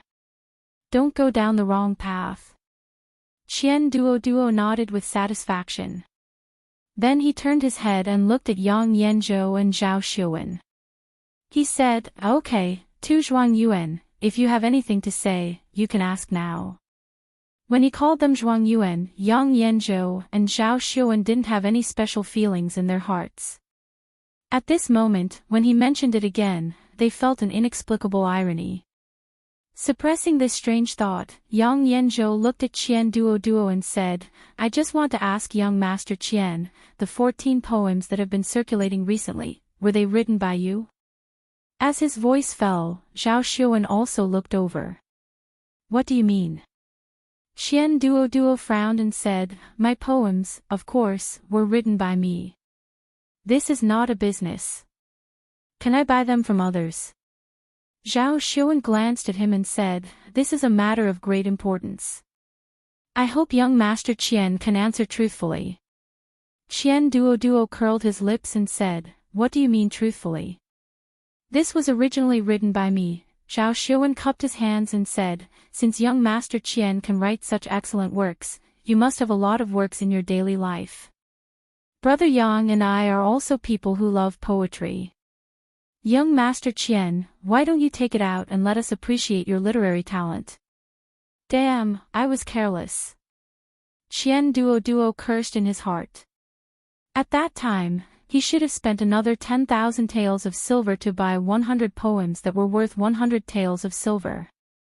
If he was unhappy, he could have spent 1, and if he was happy, he could have spent 2. Then he wouldn't have encountered this embarrassing situation. Ahem. He covered his mouth and coughed dryly. He said, writing poetry relies on inspiration. To be honest, I haven't written before. Suddenly, one day, when I woke up, there was a strange feeling in my mind. I felt like my thoughts were flowing and my writing was spirited. Qian Duo sighed and said, this feeling will appear every few days. I don't know when it will appear again. Zhao Xuan and Yang Yanzhou were stunned for a moment. Although some masterpieces relied on a momentary flash of inspiration, the prerequisite was that one had to accumulate enough experience to support such momentary inspiration. He was originally an idiot, and suddenly wrote so many terrifying poems. That flash of inspiration had to be flashing from morning to night. Zhao Xuan looked back at Fortune God of Money and asked, Fortune God of Money, Money God of Fortune waved his hand and said, whether you believe it or not, I believe it. Yang Yanzhou suddenly turned his head to look at him and said, this matter is related to an important matter for His Highness.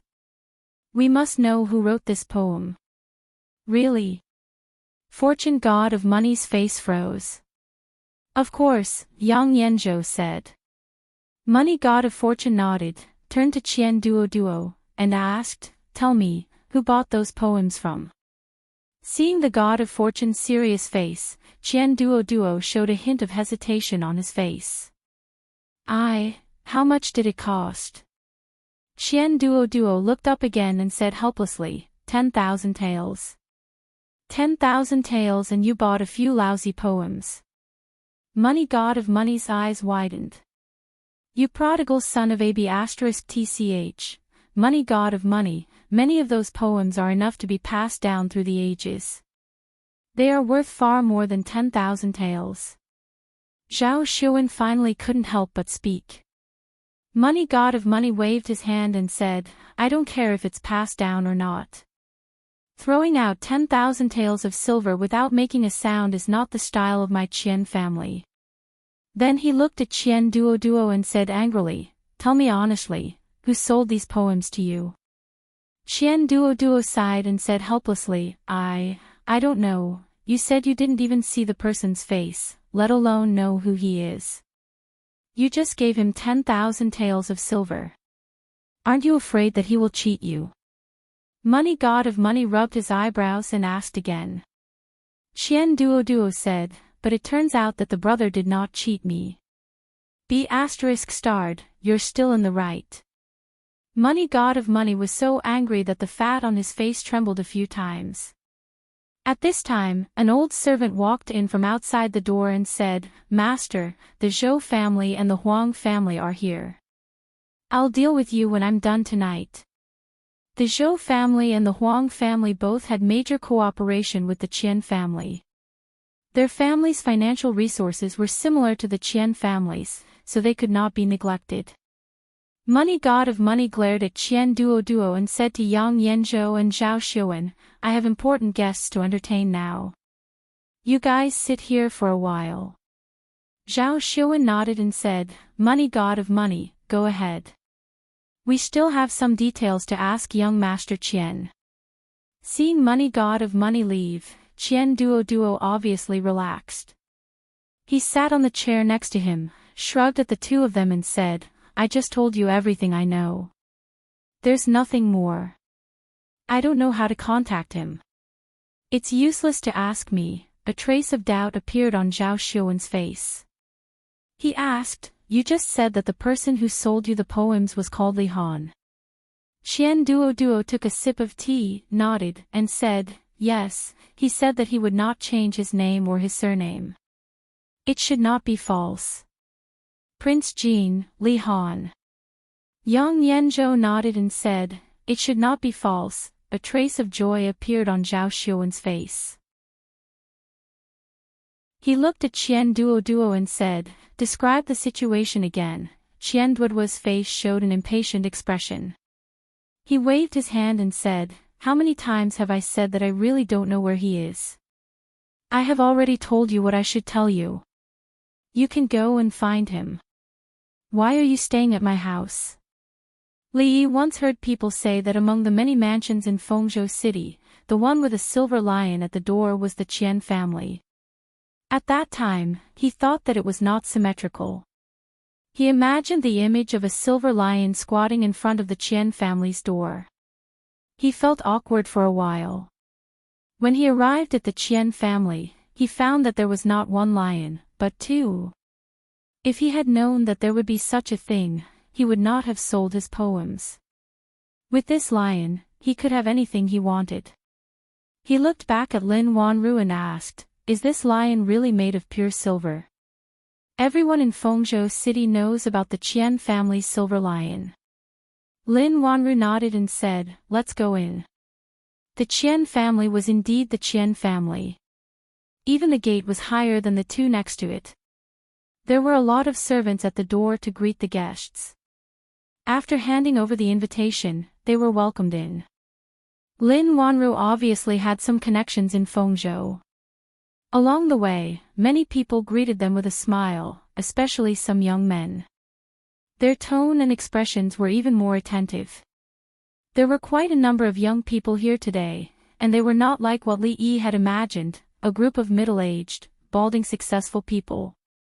Of course, there were also some people who came with their elders. In this kind of occasion, it was beneficial to accumulate more connections. Wanru, over here. A voice came from not far away. Li Yi turned his head and saw young master by walking over with a smile on his face. However, the smile on his face quickly disappeared. He looked at Li Yi and turned to look at Lin Wanru. He asked suspiciously, Why is he here? Brother Bai. Lin Wanru nodded at him and said, I invited Li to come with me. Excuse me. She bowed slightly and turned back to smile at Li Yi. She said, Let's go over there. The young man with the surname Bai stood in the same place and looked back. When he saw the two disappearing figures, his expression began to change. Brother Bai, who was the person beside Miss Wanru just now? I don't think I've seen him before. A young man walked over from the side with a puzzled expression. Bai Yu smiled and said, I don't know. I'm not familiar with him. He should be someone from the Lin family. The man smiled and patted his shoulder. It's been so long, but you still haven't won Miss Lin's heart. Brother Bai, you have to work hard. Bai Yu smiled and didn't say anything.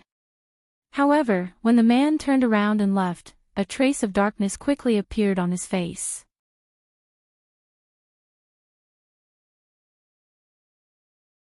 Chapter 685. Sitting in a remote corner, Li Yi could feel young Master Bai's resentment towards him from a distance of 30 feet away. After thinking about it carefully, he seemed to understand something. Before, he had thought that although he was a hero, it was necessary for him to attend banquets, but with Lin Wanru's temperament, how could she ask for a man? However, if she was just looking for a shield, everything would make sense. Li looked at her, but Lin Wanru didn't look at him. She quickly looked away. She took out a small booklet from her sleeve and said, "There is one thing I don't quite understand about the bookkeeping method." It was obvious that she was changing the topic. She was so smart, so how could she not understand the simple bookkeeping method after such a long time? She saw through it, but she didn't point it out. Otherwise, both of them would be embarrassed. Li nodded and said, "What do you not understand?" "Let me see." Not far away, beside a table, the young man with the surname Bai looked somewhere and clenched his fists tightly. He took a deep breath to calm himself down. Seeing two people coming over, he smiled and stood up to greet them. "Shopkeeper Ma, Shopkeeper Su, long time no see. Hey, isn't this young Master Bai? Long time no see, long time no see." "Well, you go ahead. I will sit here for a while and eat something." Li waved his hand, and Lin Wanru, who was absent-minded, came back to herself. She nodded and said, "Then I will go first." Watching her leave, Li took a piece of fresh fruit and vegetables from the table. The Qian family prepared enough drinks and snacks, and they tasted good. Except for Lin Wanru, he didn't know anyone else here. Tonight, the people in the manor were all in small groups. Those who had business dealings with each other naturally gathered together. There were several places where there were many people, and they surrounded one or two people in the innermost area with smiles on their faces. Those people should be the famous businessmen in Fengzhou City. Feeling bored, Zhang Xian casually swept his gaze across the area and saw a familiar fatty walking out from a door. There were two other people beside the fat man. They were both handsome and elegant young men. Li Yi was about to put a piece of preserved fruit into his mouth when his wrist stopped in midair. "Why are they here?" he murmured with a surprised expression. He was surprised to see Zhao Xiuwen there. After all, although he was also in Fengzhou, it was unlikely that he would appear on such an occasion. But the person beside him seemed to be the former top scholar of Qinghen, Yang Yanzhou. He and Yang Yanzhou had met twice before. Although they weren't familiar with each other, he shouldn't have mistaken him for someone else. Reaching out to touch his face, he felt at ease. Anything could happen in Jianghu. It was very important to open a SMUF account. Otherwise, he would be recognized today. As the two of them walked out, the surroundings immediately became restless. "Is that young Master Zhao and young Master Yang? Why are they here?" Young Master Zhao and young Master Yang are His Highness's right-hand men. Fortune God Qian and them seem to be very familiar. Why do you think the Qian family has been so successful in Fengzhou for so many years? If they didn't have the third prince's support, hearing the quiet discussions of the crowd, Li Yi's expression froze. He then lowered his head and rubbed the space between his brows. There was too much information. He needed to process it all. Yang Yanzhou, Zhao Xiuwen, Fortune God Qian, they were all the third prince's men of the Qi kingdom. Fengzhou was the territory of the third prince, Zhao Yi. His manor was in Fengzhou City. Did this mean that he had been in front of the third prince of the Qi kingdom all this time? Back when he was still in the capital, the third prince had specially paid him a visit. He gave him a jade pendant and said something sincere. He probably meant that if he couldn't survive in the Jing kingdom, he could go to the Qi kingdom and rely on him. The two of them would hold hands and do something spectacular, but for now, Li Yi didn't have such a plan. If he had directly revealed his identity, his current situation would naturally be much better. But he was afraid that in the future, he would be under the control of others in everything he did. The day when he could return to the Jing kingdom was even more distant. If he had known that he would meet them here, he wouldn't have come out. The current situation was still passable. Based on Mississippi Lu's recovery speed, they would probably be able to set off for home in another 2 or 3 months. Before that, they couldn't afford to make any mistakes. Speaking of which, the jade pendant that Zhao Yi gave him was lost. It seemed that it was taken by Mississippi Liu on that day and he hadn't seen it since. As if he had thought of something, Li Yi's face revealed a startled expression. Not long after, he sighed. He was afraid that he would not be able to redeem the jade pendant that he had borrowed from Miss Liu. Even the pawn shop from before could not be used again. Fortunately, he was wearing a bamboo hat at that time and the shopkeeper did not see his face. Otherwise, he would be in trouble now. What's wrong? Lin Wanru walked over and asked when she saw that he didn't look right. Li Yi pointed and said, "Those two people over there." Lin Wanru looked over and said, "You mean Zhao Xiuan and Yang Yanzhou? They are very famous in Feng Province. Zhao Xiuan is even known as the role model of scholars. He is well known in the entire Qi kingdom. It's normal for these people to surround them."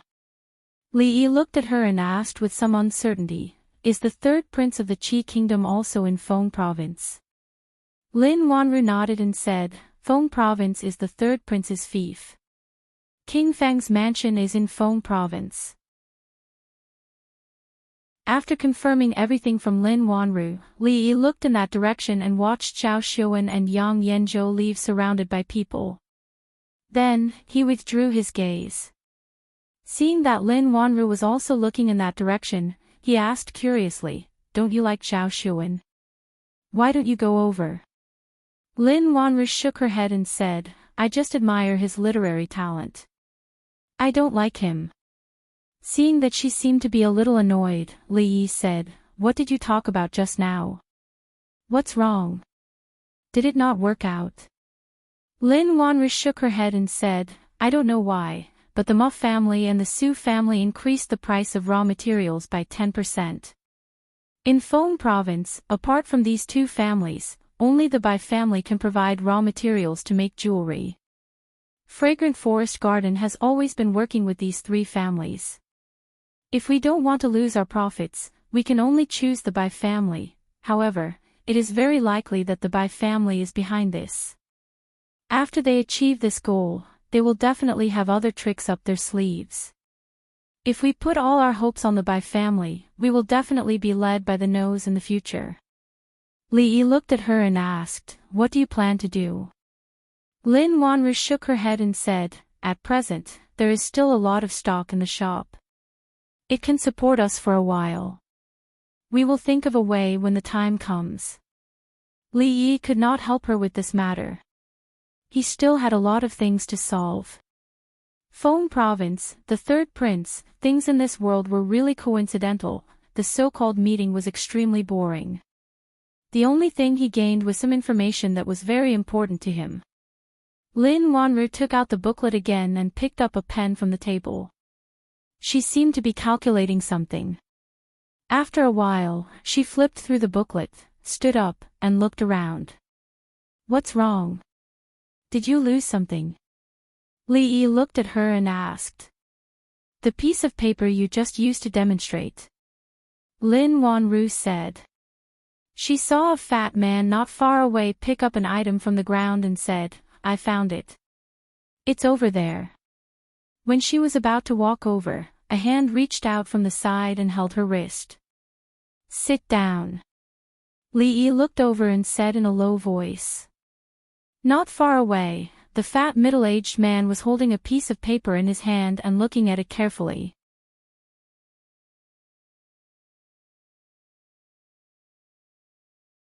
Chapter 686. Regular gatherings of this nature were not just for a chat or a meal. The people present were businessmen of all sizes. If they got along well with each other and had the same opinion, it was very likely that a partnership could be finalized on the spot. Some of the decisions made by the top businessmen could even affect the economic direction of the entire Feng province in the future. This was the main purpose of this kind of banquet. Therefore, there were pens and paper everywhere in the manor. From time to time, people could be seen writing and calculating, discussing the distribution of profits, and so on. It was unknown whether everyone was like Lin Wanru, who had the habit of carrying a small notebook with her. Not only did it have the function of a memo, but it could also record ideas and inspirations at any time. Lin Yong had once said that many of the jewelry styles in Fonglin Park were personally designed by her. Not only that, but she could also take out a small notebook and pretend to ask questions to cover up her embarrassment. However, the piece of paper that had just fallen out was not a jewelry style, nor was it a memo. It was a classic model of the debit and credit bookkeeping method that he had listed. "What's wrong?" Lin Wanru looked at him in surprise and asked doubtfully. "Just sit there and don't move." Li Yi threw a small piece of watermelon into his mouth and glanced in the direction of the fat man. Lin Wanru whispered, "That is the master of the Qian family. People call him the god of wealth." As soon as she finished speaking, the fat middle-aged man put the piece of paper in his sleeve and looked around. After a long time, he turned around and walked to a brighter place in the house. According to the usual practice, every meeting would last more than 2 hours. Most of the time, people would communicate in groups of 3 to 5. At the end of the meeting, some big businessmen with status would routinely say a few words and so on. Some people left in high spirits, while others returned disappointed. Every meeting would change the economic structure of Fong Province in the future, big or small. "Just now. Why didn't you let me go?" At the entrance of Fonglin Park, Lin Wanru, who had been silent all the way, finally asked the question in her heart. Li Yi looked at her and asked, "You haven't told anyone about that method, right?" "No." Lin Wanru shook her head. "That's good." Li Yi knocked on the courtyard door, turned around and said, "Forget about this matter, and don't let anyone know that you know that method, at least not now." The confusion on Lin Wanru's face deepened. Just as she was about to ask again, the courtyard door opened from the inside. "See you tomorrow." Li Yi waved at her, turned around, and walked in. Lin Wanru stood rooted to the ground for a long time before she shook her head and decided not to think about this matter for the time being. She turned around and said to the Lin family guards, "Let's go back as well." "Why did you come back so late?" Mississippi Lu covered her mouth, and her voice was full of tiredness. "That fatty took too long." Li Yi handed her a bag of things and said, "That store's preserved fruit is quite delicious. Try it." "It's too late. We'll talk about it tomorrow." Mississippi Lu took the paper bag, opened it, put a piece of dried fruit in her mouth, and turned to walk into the house. Li Yi looked down and found that her ankles were bare. He shook his head and said, "The ground is dirty. Next time you come out, remember to wear shoes." He walked into the house. The light in the room was on, but it was soon extinguished. In the Qian family, under the bright lights, the fat face of the Qian god of fortune was full of spirit. "Good stuff, good stuff." He patted his thigh and couldn't help but exclaim. Qian Duo came over and asked, "Dad, what's the good stuff?" The Qian god of fortune waved his hand and said, Go to the accounting room and bring me last month's account book." Qian Duo asked doubtfully, "Dad, what do you want the account book for?" "Go." The Qian god of fortune said impatiently. Qian Duo immediately stood up and trotted outside.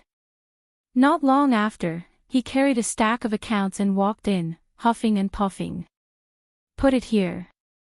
The Qian god of fortune pointed to the table next to him and moved the lamp to his side.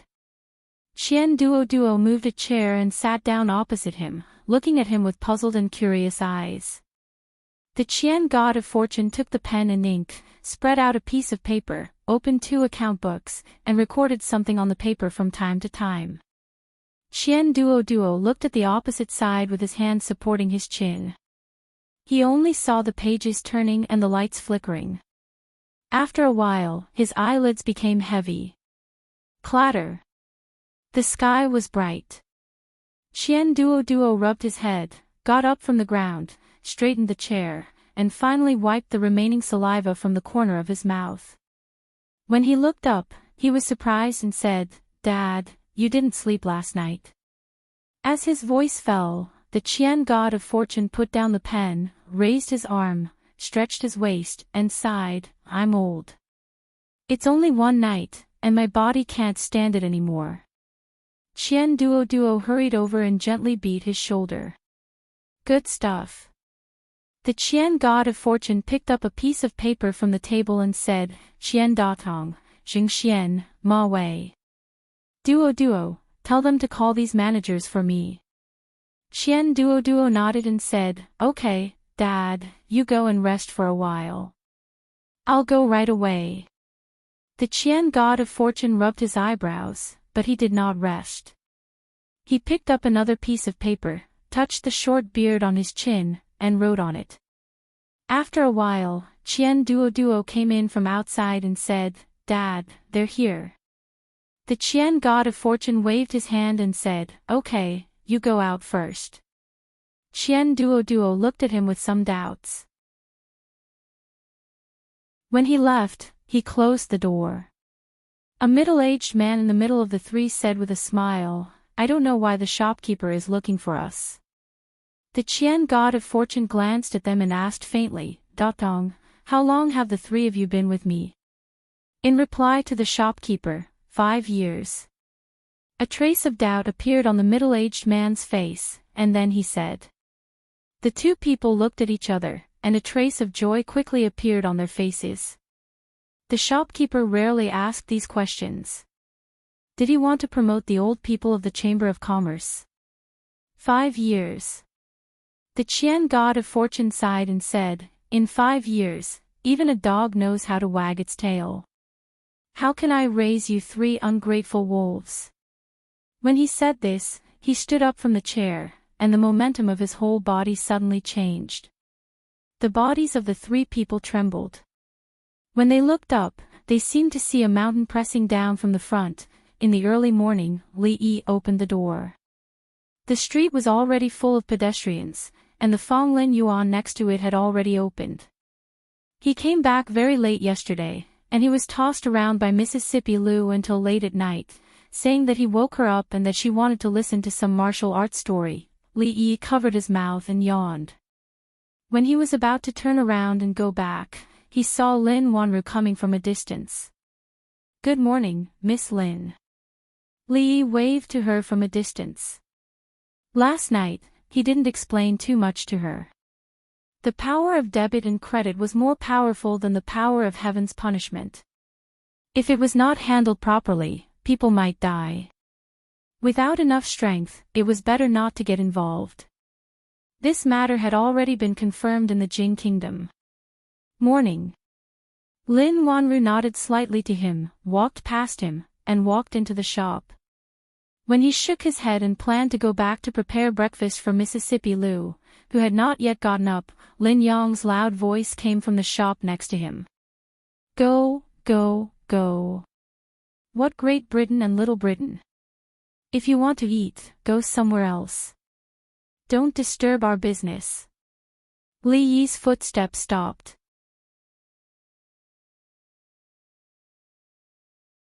Chapter 687. Did you hear that? Go, go. In the shop in Fonglin Garden, Lin Yong waved his hand impatiently at the beggars in front of him and said, "It's not time to eat yet. There's no extra food here for you." Lin Wanru walked in from outside and happened to see Lin Yong driving away the beggars. She thought for a moment and said, "Brother Lin, go buy a few steamed buns for them and let them go." Lin Yong took out a dozen copper coins from his waist and slapped them on the table in front of him. He said, take it. Don't make trouble here. We're not here to make trouble here." The leader, a man with unkempt hair and a dirty face, stammered, "We want to do business with you." Lin Yong rolled up his sleeves and said, "I've given you the money. Go quickly. Don't make trouble here. If you don't leave, don't blame me for being rude." "Brother Lin, I'll leave it to you," Lin Wanru said and walked toward the backyard. When she came in just now, She seemed to have heard a familiar word from Lin Yong, but it just flashed in her mind and disappeared. She couldn't remember it no matter how hard she tried. She shook her head and stopped thinking about it. The Ma family and the Su family had cut off the source of raw materials for Fonglin Garden. This matter had to be resolved as soon as possible. Otherwise, the Lin family stock would not last long. "We're from Great Britain." Seeing that the beggar still dared to talk nonsense, Lin Yong finally showed a hint of anger on his face. When he was about to raise his head and roll up his sleeves, a voice came from outside the door. "You're from Great Britain." Li Yi walked in from outside the door and looked at the unkempt men. He asked, "The United Kingdom of Northern Ireland. How did you?" The man in the lead looked shocked and almost blurted out. He suddenly changed his words halfway and said, "How do you know our country?" Li Yi asked with a smile, "How is Queen Elizabeth?" The men trembled slightly, and the way they looked at him immediately changed. Lin Yong scratched his head, walked over and asked, "Li brothers, what are you talking about? Is there really something big? Great Britain. What does the Queen mean? Can a woman be a king? How come I've never heard of it?" "You'll know if you read more books." Li Yi nodded. "In their country, a woman can be the emperor. There's such a thing in the world." Lin Yong's face was full of shock. It was obvious that his worldview had been turned upside down. He asked, "Then can their empress have many husbands? Can she handle it alone?" Lin Yong's focus was always so unique. Li Yi shook his head and said, "It's not mentioned in the book. I've only seen descriptions of Great Britain in books before. This is the first time I've met them. I have to find a place to understand the customs of Great Britain. As for whether their queen can handle it, I'll help you ask later."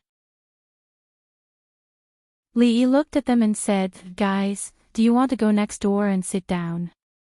The man with unkempt hair and dirty face proudly said, "You will certainly fall for the glory of the rising sun city." Watching them go out, Lin Yong seemed to think of something. He ran to the door and shouted, "Li brothers, don't forget to ask for me." "Got it."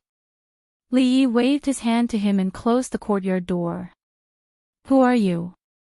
The moment he closed the courtyard door, the men immediately raised their heads and looked at him vigilantly. The man in the lead said in a deep voice, How do you know, Elizabeth?" All right, are you tired of talking like this?" Li Yi waved his hand. He stretched one hand to his ear, and a thin layer of something was torn off his face. The man in the lead was stunned, and his face instantly showed surprise. He asked, "Young master, why are you here? Who are they?" Mississippi Lu came out of the house and looked at the several people in the courtyard. She held autumn water in her hand. "This subordinate greets the Union Lord." Several members of the Lu Alliance saw her and immediately bowed. Their voices were loud and resounded throughout the courtyard. "Li brothers, what's the situation inside? What are their names?" Lin Yong's voice came from outside. Li Yi replied loudly, "It's nothing. They said that their queen also has 3 palaces and 6 courtyards and 72 concubines, similar to our emperor here." 3 palaces and 6 courtyards and 72 concubines. Lin Yong touched his chin and thought of the picture of many women entangled together. He couldn't help but lick his lips. Suddenly, as if he remembered something, he looked up and asked, 3 palaces and 6 courtyards and 72 concubines, are they men or women?" "Men." A voice soon came from the courtyard. "Men." Lin Yong touched his chin again. The next moment, his body trembled and his face suddenly turned pale. "Don't you have a few hundred taels of silver in the time it takes to drink a cup of tea? Why do you have time to come here today?" In King Feng's residence, Xiao Yi looked at a fat man and asked with a smile. "Silver is important, but how can it compare to your highness's important matter?" Money God of Wealth stood up from his chair and said, "This time, I came to show something to your highness." Could it be another rare treasure? Xiao Yi looked at him and smiled. If that's the case, Yanzhou, Xiuwen, you two come over too. Let's see what kind of rare thing Money God of Wealth has this time. Money God of Wealth shook his head and took out an item from his sleeve. He handed it to Xiao Yi and said, Your Highness, this is it.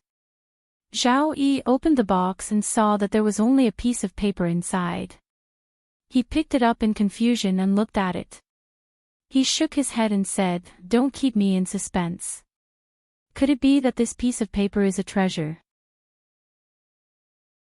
Money God of Wealth nodded and said, This piece of paper is indeed a treasure. At this time, Xiao Yi also became interested. He looked at him and said, Since it is a treasure, tell me, what is its use? Money God of Wealth said slowly, Its use is to make Qi Kingdom free of corruption, and the government offices free of parasites. The officials are self-disciplined, the national treasury is full, and the whole world is clean. After being stunned for a while, Xiao Yi looked at him with a strange light in his eyes and asked word by word, Is this true? Money God of Wealth nodded and said, Yes. Xiao Yi waved his hand and said, Yanzhou, Xiuwen, come over and have a look. Although Yang Yanzhou and Zhao Xiuwen were both well-known talents in Qi Kingdom, they also realized the importance of this piece of paper after Money God of Wealth's explanation. When it came to things like accounts, businessmen were more sensitive. Money God of Wealth is worthy of being called Money God of Wealth. Yang Yanzhou saluted him and said, If this method can be implemented, Money God of Wealth will take the lead. Is there really such a strange thing? It can make Qi Kingdom free of corruption, and the government offices free of parasites. The officials are self-disciplined, the national treasury is full, and the whole world is clean. As a voice came from outside the door, several figures came in from outside. The one walking in front was a young man in luxurious clothes. At this moment, he was looking at them with sharp eyes. His Royal Highness Prince Heng. First Prince. Money God of Wealth's face showed doubt, while Yang Yanzhou and Zhao Xiuwen's expressions changed slightly. I didn't know that you were coming. Xiao Yi didn't go out to meet you. I hope you don't take offense, Xiao Yi said slowly with a smile on his face. It's okay. The young man in luxurious clothes waved his hand and turned back to look at Money God of Wealth. He asked again, What you said just now, is it true? With just this piece of paper, you can completely wipe out the corrupt officials and restore Daki to a clean country. Money God of Wealth glanced at Xiao Yi out of the corner of his eye. After a moment, he nodded slightly. After temporarily sending away the foreign businessmen, when Li Yi walked back, Lin Wanru walked out of the shop. She still hadn't let go of something in her heart. She looked at him and asked, If the method of checking accounts is known, what will happen? Actually, it's nothing. Li Yi looked at her and said, At most, the situation will be unstable, the whole country will be in turmoil, heads will fall, and blood will flow like a river.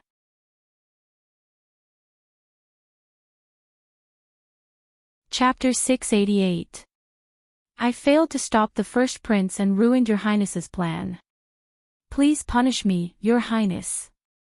In a hall of the prince's mansion, more than 10 guards of King Feng's mansion knelt in a row. They looked extremely remorseful. The third prince, Xiao Yi, waved his hand and said, Get up. If my brother wants to force his way in, you can't stop him. Fortune God of Qian walked forward and said, Your Highness, although the first prince took that piece of paper, what was recorded on it was very simple. Ordinary people couldn't understand it at all. I can write a more detailed version now. That's not the most important thing. Xiao Yi looked out of the window and pondered. After a while, he said, Even if this method is effective in punishing corrupt officials, we can't be too hasty. We have to do it step by step and plan slowly. Otherwise, I'm afraid the disadvantages will outweigh the advantages. More than half of the imperial court will be involved. At that time, the situation will be out of control. Fortune god of Qian looked puzzled. Yang Yanzhou and Zhao Xuan nodded slightly.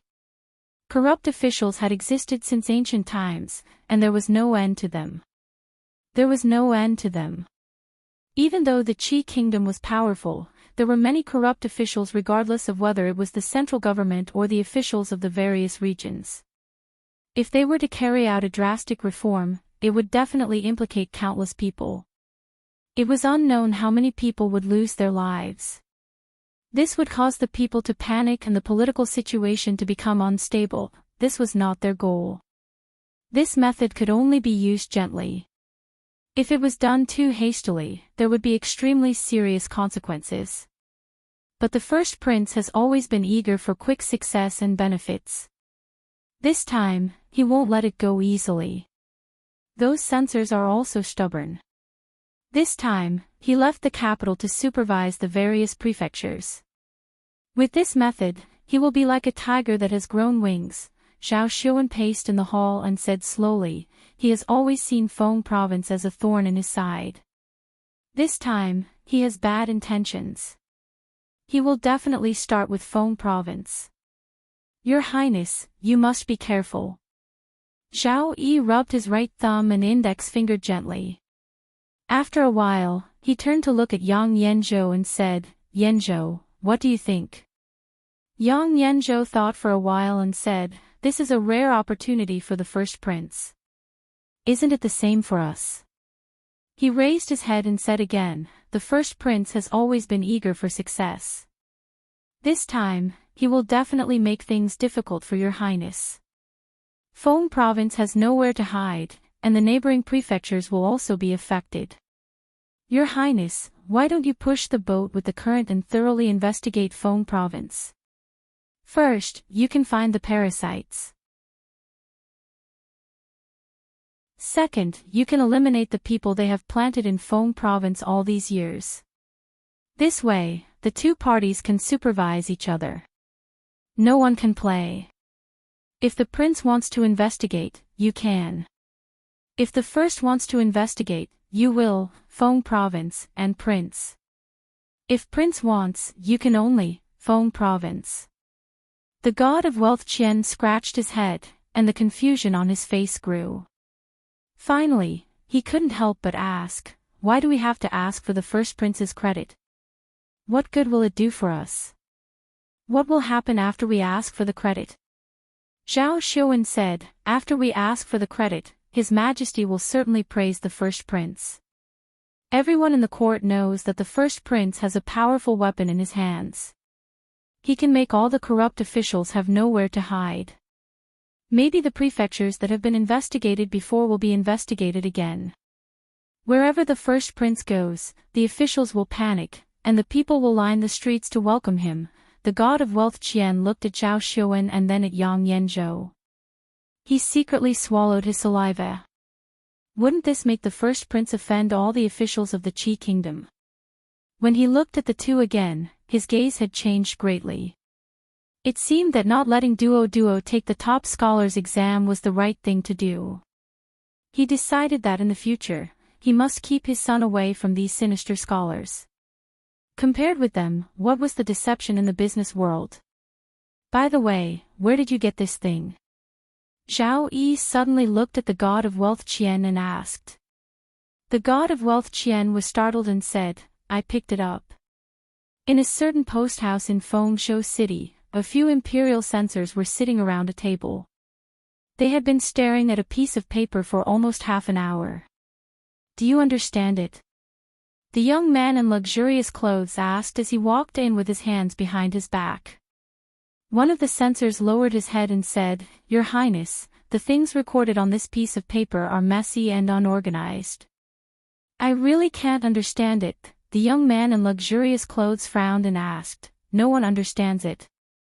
All of these censors were knowledgeable and talented, but they couldn't even compare to one of Zhao Yi's subordinates. This made him slightly angry. He thought for a moment and said, Go and find out who the fat man in King Feng's mansion is. The god of wealth Qian walked out of King Feng's mansion with a gloomy face. The treasure that he wanted to present to the third prince had been taken away halfway. He was naturally depressed. However, this person who came out of nowhere was someone that even the third prince could not afford to offend. He could only swallow his anger. Are you the god of wealth Qian? When he was about to reach the gate of the Qian mansion, two people suddenly flashed out from the side. The god of wealth Qian was startled. Seeing the cold faces of the two people, he looked at them in confusion and said, "Who are you? Why are you looking for my brother?" The two people were stunned and asked, "The god of wealth Qian is your brother?" "Yes." The god of wealth Qian nodded and asked, "Why are you looking for my brother?" "I'll go in and help you call him out." After that, he walked toward the gate of the mansion. He had just taken 2 steps when another figure walked out from the side. He could clearly see that this person was the one who had been following the first prince. The person looked at him and said lightly, "The first prince wants to see you. Come with me." The god of wealth Qian's expression changed and said, "Why is the first prince looking for me?" The person waved his hand. "You'll know when you get there." "Are you the god of wealth Qian?" The well-dressed young man looked at the fat man in front of him and asked with a smile. The god of wealth Qian immediately bowed and said, "I don't deserve to be called the god of wealth Qian Duo. Greetings, your highness. I wonder why you summoned me here." The first prince picked up the piece of paper and said, "Did you really create such a wonderful method?" The god of wealth Qian looked up and said, "It's just some petty cleverness. It's not elegant." "Your highness, you flatter me. You don't have to be modest. It's not petty cleverness." The first prince smiled and said, "I was worried about how to clean up the country's vermin. This method is of great use to our Qi kingdom. You should take the lead. When I return to the capital, I will ask for your merit in front of the emperor." The god of wealth Qian was stunned, and then his face turned pale. He immediately said, "Your highness, please don't. It's my honor to be able to solve your highness's worries. I can't take credit for it. Otherwise, I'm afraid that I won't be able to sleep at night because of fear. If all the corrupt officials knew that this thing was made by him, they would indeed not be able to sleep peacefully in the future." The god of wealth Qian said sincerely, "All this is the credit of your highness. I'm very satisfied to be able to do something for your highness in silence behind your back." The first prince, Zhao Jing, looked at him, nodded with satisfaction, and said, "You are a smart man who knows how to adapt to circumstances." He had thought that it would take more effort to persuade him to switch to him. He didn't expect that the god of wealth Qian was so sensible. Zhao Zheng was very comforted. "I was ordered to supervise all the states and prefectures, and it takes time and effort to check the accounts. This time, you have helped a lot. You can rest assured that I will not treat anyone who has made great contributions unfairly. As long as you do your best to do things for you will enjoy endless glory and wealth in the future." The god of wealth Qian's face was full of fear and trepidation. He bowed and said, "Thank you, your highness." Zhao Jing nodded, handed him the piece of paper, and said, "Go and tell them in detail how to use this method." "Yes, sir."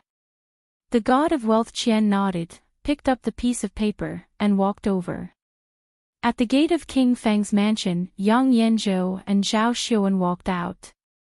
When they walked down the steps, Zhao Xiuan suddenly turned his head and asked, "Yanzhou, do you think the god of wealth Qian will make any mistakes?"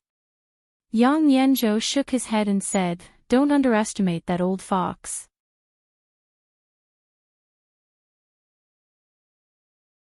Chapter 689. This is actually very simple. As long as you remember that there is an input and an output, the cumbersome accounts will become simple. You can save a lot of time and reduce the possibility of miscalculation. Fortune God Qian explained very seriously and in great detail. He talked incessantly. His saliva sprayed on the face of an imperial censor, but the censor didn't bother to wipe it off, for fear of missing any important steps. Although they were still full of contempt for the merchants, the first prince attached great importance to this matter, so they naturally had to pay attention to it. Your Highness, I will leave first. After half an hour, fortune god Qian cupped his hands and bowed to Zhao Jing. Zhao Jing nodded and said, "Thank you for your hard work. You can leave now. Don't worry, I will treat you well in the future." After fortune god Qian left, an imperial censor came forward and bowed. "Congratulations, Your Highness. With this wonderful method, you will definitely make some achievements to satisfy His Majesty and the court officials. God is helping me." Zhao Jing smiled and said, "You should familiarize yourselves with each other first. Tomorrow, we will start from Fengzhou." Everyone's faces showed joy. Before they came to Fengzhou, they had some plans. Now that they had such a wonderful method, it was like God was helping them. It would be much easier and more convenient to do things. They would make great achievements in Fengzhou. Not only could the first prince shake the third prince's layout and arrangement in Fengzhou, but they could also get enough political achievements. It was really killing two birds with one stone. Bah! Fortune god Qian walked more than 10 steps out of the courier house. The panic on his face disappeared. He spat to the side and whispered, "Do you think it is so easy to take advantage of me?" In an inn somewhere in Fengzhou, 15 people stood in 2 rows in a room. They cupped their hands and said, "Greetings, Chief." The people that Lu Meng arranged to sell colored glaze were divided into groups of 15. 5 of them were in the open and disguised as foreign merchants. The other 10 were in the dark and belonged to 2 groups of inspection teams. The 3 groups supervised each other and restrained each other to ensure that there would be no embezzlement or escape with the treasures. The Golden Jade Pavilion of the Jing Kingdom was the main target of the Lu Meng. Later, for the sake of safety, they would go to further places, such as the Qi Kingdom, the Zhao Kingdom and so on. It seemed to be a coincidence that they met them here, but it was inevitable. A middle-aged man said in surprise, "On our way here, we also got the news from the brothel. We only heard that the young master and the chief last appeared in Shuzhou. I didn't expect to meet them here." Li Yi looked at him and asked, "Are there only 15 of you who have come to the Qi Kingdom?" "For now, we are the only team." The middle-aged man nodded and said, "Young master, alliance master, should we go back immediately?" Li Yi glanced at Mississippi Lu and said, "There's no hurry. The most important thing now is to send the news back to the capital. We need someone to go back first. We'll set off immediately. To some extent, this place was safer than Shuzhou. After all, Fengzhou was too far from the capital. What's more, they had to pass through Shuzhou. If there were only 15 people, there was no guarantee that nothing would go wrong. A month ago, the news from Shuzhou had been sent back. Rui and the others should have received the news by now and made some arrangements. What they needed to do now was to get in touch with them first and then wait. At most, in a month, Mississippi Lu's body would be much better, and there would be no more worries in Shuzhou. I'll write a letter first and ask someone to send it all the way back. Get in touch with the brothel in Shuzhou and pay attention to the news from Shuzhou. Don't forget the important thing. After you go out of this door, you are foreign merchants." Li Yi gave a few instructions. After a while, a man came out of the inn with a horse. After leaving the city, he immediately jumped on the horse and galloped in a certain direction. In the capital of the Jing Kingdom. The little maid was sitting in the yard. When she saw a figure coming out of the house, she hurriedly stood up and ran over to say, "Miss, be careful. I'll help you." Rui shook her head and said, "It hasn't been long. Miss is not so delicate." The little maid shook her head and said, "The old granny said that you have to take care of yourself now. What do you want to eat today? I'll make it." Rui touched her head and said, "You've been busy these days. Take a rest. Just tell the kitchen to do these things." No. The little maid shook her head like a rattle drum and said, Miss, the baby will grow better if you eat better. She leaned her head over and listened carefully. She asked, when can I see the baby? Rui thought for a moment and said, probably, in the winter of this year. In the winter, the son-in-law should be able to come back, the little maid murmured as she looked up at the sky outside the courtyard walls. At a certain moment, the door to the courtyard was suddenly pushed open. Old Fong ran in with a happy expression. He panted heavily and said, young miss, there's news about the son-in-law and the second young miss. Fong bent over and panted as he said, the brothel. The news came from the brothel. The son-in-law and the second miss are in Shuzhou, Shuzhou. The little maid clenched her fists and murmured. A smile appeared on Rui's face. She said, send someone to the Li family first and tell the old granny this news. Send someone to the crown prince's residence as well. And a few of the general's residences. And she lowered her head and said softly, Willow Lane. Go personally. The entire Li family was thoroughly stirred up because of a certain piece of news. Fast horses galloped out of the mansion, turning into wisps of smoke and dust as they scattered in all directions. In the Li manor, the old granny knelt in the temple with tears in her old eyes. In the Shui manor, several old generals drank to their heart's content and started fighting as they drank. What did you just say? Say it again. In the crown prince's residence, after listening to a guard's report, Li Xian, who was drawing some kind of diagram, suddenly stood up. Only a few words echoed in the room. Willow Lane was as peaceful as ever. In the deepest part of the lane, in a quiet courtyard, Xing Zumo put down her brush and said, let them make a set like this first. If there's anything that needs to be changed, I will let them know. Yes, young lady. I will go now. A woman behind her nodded, picked up the drawing, and left the courtyard. Xing Zumo sat back in her seat and rubbed her sore shoulders. The next moment, there was a gentle force on both sides of her shoulders. She stood up, held Wan Ruoqing's hand, and said, didn't the doctor say that you should rest at home these days? What if you catch a cold again? Go in quickly. Wan Ruoqing shook her head and said, it's so stuffy staying in the room all the time. I have to come out for some fresh air. Then you sit here. I will go in and get some clothes for you. Xing Zumo pressed her down and turned to walk into the room. There was a knock on the door. Xiao Chui, who was washing clothes in the corridor, quickly ran over and opened the door. She asked with a smile, Uncle Fong, you haven't been here for a long time. What's the matter? Lao Fong walked in and walked up to Wan Ruoqing.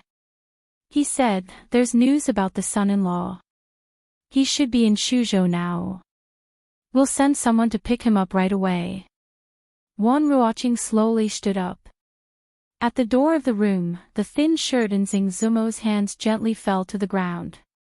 At the palace gate, the guards on the palace wall looked down and shouted, who goes there? Below the palace walls, a person nimbly dismounted from his horse and tossed a waste token onto the wall. Urgent report from the Intelligence Bureau. I must see His Majesty immediately.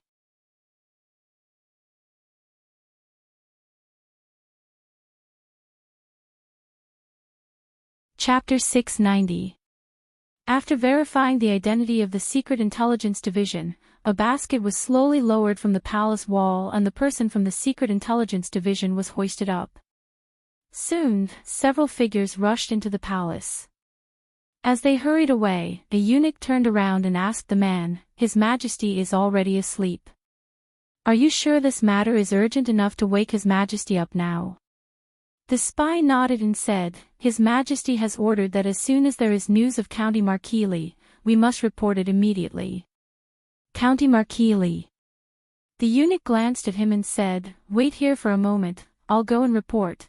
After that, he quickly walked to a palace in front of him.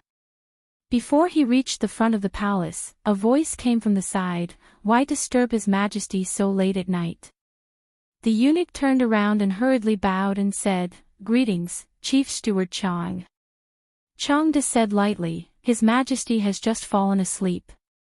If it's not urgent, we'll talk about it tomorrow." The eunuch respectfully said, "Chief Steward Chang, the spy office has urgent news of County Marquis Li." Changde raised his eyebrows and said, "Let him wait here." After that, he quickly took 2 steps and pushed the door into the main hall. Not long after, lights were lit in the palace. Emperor Jing put on a robe and paced in the hall. He read the letter in his hand several times and said, "The spy office will send 20 high priests to bring him back to me unharmed. After arriving in Shuzhou, take over the soldiers of Shuzhou first so that it's easier to act. If there's any disobedience, you can kill him first and report later." "Yes, Your Majesty." Changde bowed and said. Before the sky was bright, a group of people hurried out of the city with a token and went all the way to the west. At the city gate, Changde reined in his horse and said to a middle-aged Taoist in front of him, surnamed Yuan, "This time, I'll leave County Marquis Li to you. His Majesty has an order to bring him back unharmed. I'll try my best." The middle-aged Taoist raised his hand to salute, turned his head and said slowly, "Let's go." As Li Xian rode on his horse, he asked doubtfully, "Just the few of them? Can they do it?" Changde turned his horse around and explained, "There's only one Grandmaster. The rest of them are all below the level of Grandmaster, and there are few who can match them. It's impossible to attack a city, but it's easy to take the head of the enemy's general amidst an army of tens of thousands. Besides, they have His Majesty's imperial edict in their hands. Wherever they go, they can temporarily mobilize 500 soldiers. It's already very safe. It's been 2 months." Li Xian nodded, reined in his horse, and returned to the city. 50 li outside the capital, in a huge plaza. Lu Luo stood on the platform and looked down at the crowd of nearly 100 people and loudly said, "The journey to the Shu province is long. Everyone, please be careful."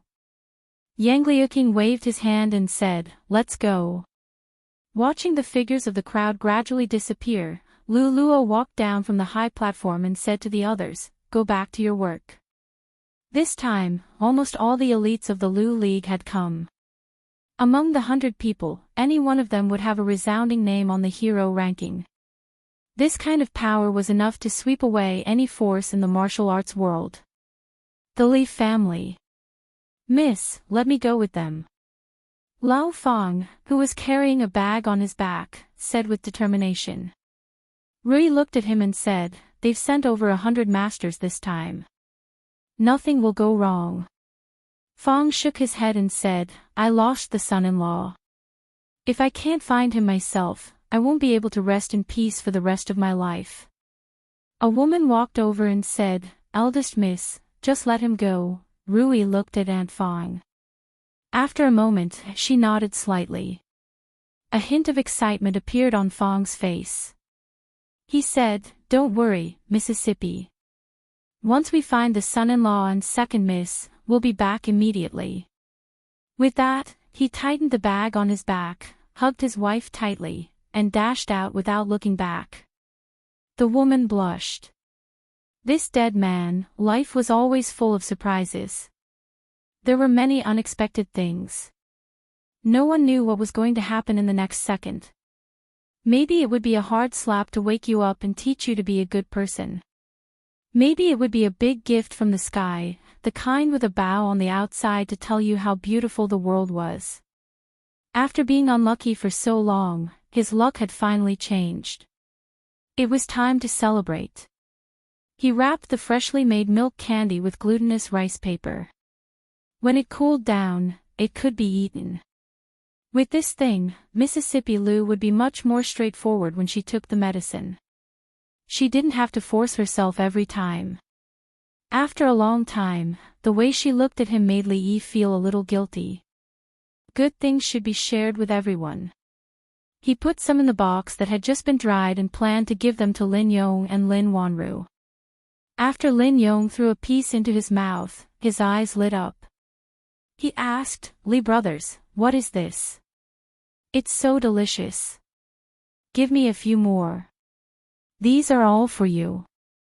Li poured a small half of the contents of the box for him and said, "As for the rest, when your miss comes over, let her have a taste." Lin Yong waved his hand and said, "I have to look after the shop in the front. Miss is in the back. You can go by yourself." He had been familiar with Li Yi for a long time, so he gradually spoke more casually. All right. You look after the shop. I'll go by myself." Li Yi waved his hand and walked to the room in the backyard. In the yard, he saw Lin Wanru writing something at the table. Li Yi knocked on the door and walked in. He put the box on the table and said, "I just made it. Try it." Lin Wanru looked at him, picked up a piece and put it in her mouth.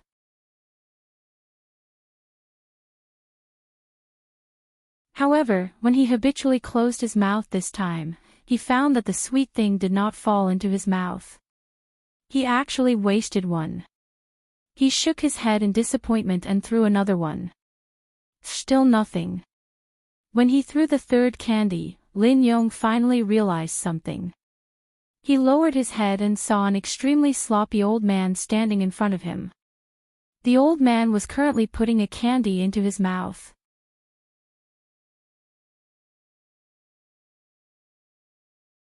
Chapter 691. An intoxicated expression appeared on the sloppy old man's face. How could he have such an expression after eating candy? Lin Yong waved his hand angrily and scolded, "Where did this beggar come from? Get lost." He had thought that his accuracy had deteriorated due to overwork. He did not expect this old beggar to rob him. He had never seen such a bold beggar. Lin Yong rolled up his sleeves. Fonglin Garden had been attracting beggars for the past 2 days. Many customers had been scared away and there had been a lot of business. If this old man did not know what was good for him, he was prepared to take some tough measures. The old man nodded in satisfaction with the candy in his mouth. He did not care about what Lin Yong had done. He pointed at the box in his hand and asked, "Where can I buy this?" This kind of milk candy was only sold in the capital of the Jing Kingdom. This was the first time he had seen it anywhere else since he left the capital. "What's there to sell? Let's go." Lin Yong waved his hand. He did not want to argue with him about what had happened just now. He thought that there was no point in arguing with a beggar. Instead, it would lower his status. "Let's go." Seeing that the old man was unmoved, Lin Yong had just finished speaking when the sloppy old man raised his head and glanced at him. It was this look that made Lin Yong shiver involuntarily. It was as if a basin of ice water had been poured over his head. He felt cold from head to toe. He could not say what he wanted to say no matter what. The old man looked at him and asked again, "Where can I buy this?" Lin Yong said subconsciously, "No, I don't sell it." The sloppy old man frowned. At this moment, a figure walked out of the shop. Li Yi looked at Lin Yong and said, "If you have finished eating, you can go over there and get more. I made a lot this time. 2 people can't finish it." The sloppy old man raised his head and looked at the familiar yet strange young man who had walked out of the shop. His nose suddenly felt a little sour. Suffering from the strange poison, trekking over mountains and rivers, sprinting for thousands of miles, eating and sleeping in the open, experiencing countless hardships to arrive here step by step, and all these hardships had finally vanished into thin air at this moment. Li Yi looked at the beggar with sparkling eyes and sighed. Everyone had their own way of living. There were high and mighty emperors, and there were beggars who lived at the bottom of society. Everyone had different worries. For the former, they might think about how to conquer cities and stabilize the country, but for the latter, they would be moved to tears just by eating a piece of candy. Being able to fill their stomachs and survive was probably their only pursuit. He took out a piece of silver and handed it over, saying, "Take it, go eat something." The old man combed his messy hair to the side and said in a trembling voice, "It's me." Lin Yong was stunned. He looked at Li Yi and then at the old beggar with a puzzled expression. Li Yi's hand was in midair. At that moment, he felt like he had won the lottery. "I took this from home. It's Uncle Lin's clothes." "Wear it first." Lin Yong took a piece of clothes and said, "Li brothers, you have such an old servant in your family. Why haven't I heard you mention it before?" Li Yi explained, "At that time, we met mountain bandits and accidentally got separated. It's really fate that we can meet again here. It's not easy." Lin Yong put down the clothes and looked at the sloppy old man who was washing his face. He turned back and whispered, "I'll get something for him to eat." Just now, his eyes were green with hunger. "I'm scared just looking at him." Of course, a guru was terrifying. In such an era, he could even be called a nuclear weapon. His martial arts cultivation had already reached the peak. He could use his own momentum to make ordinary people or even ordinary masters directly collapse. Killing with a glance was nothing. The sloppy old man changed into a set of clean clothes and swept his gaze across the courtyard. The two people he was looking for were both there. He drank a mouthful of wine and casually threw a piece of candy into his mouth. He only felt that the heavy burden on his shoulders had been lifted in an instant. The task was completed. There was candy and wine. What more could he ask for in life? Li Yi sat beside him and looked at him.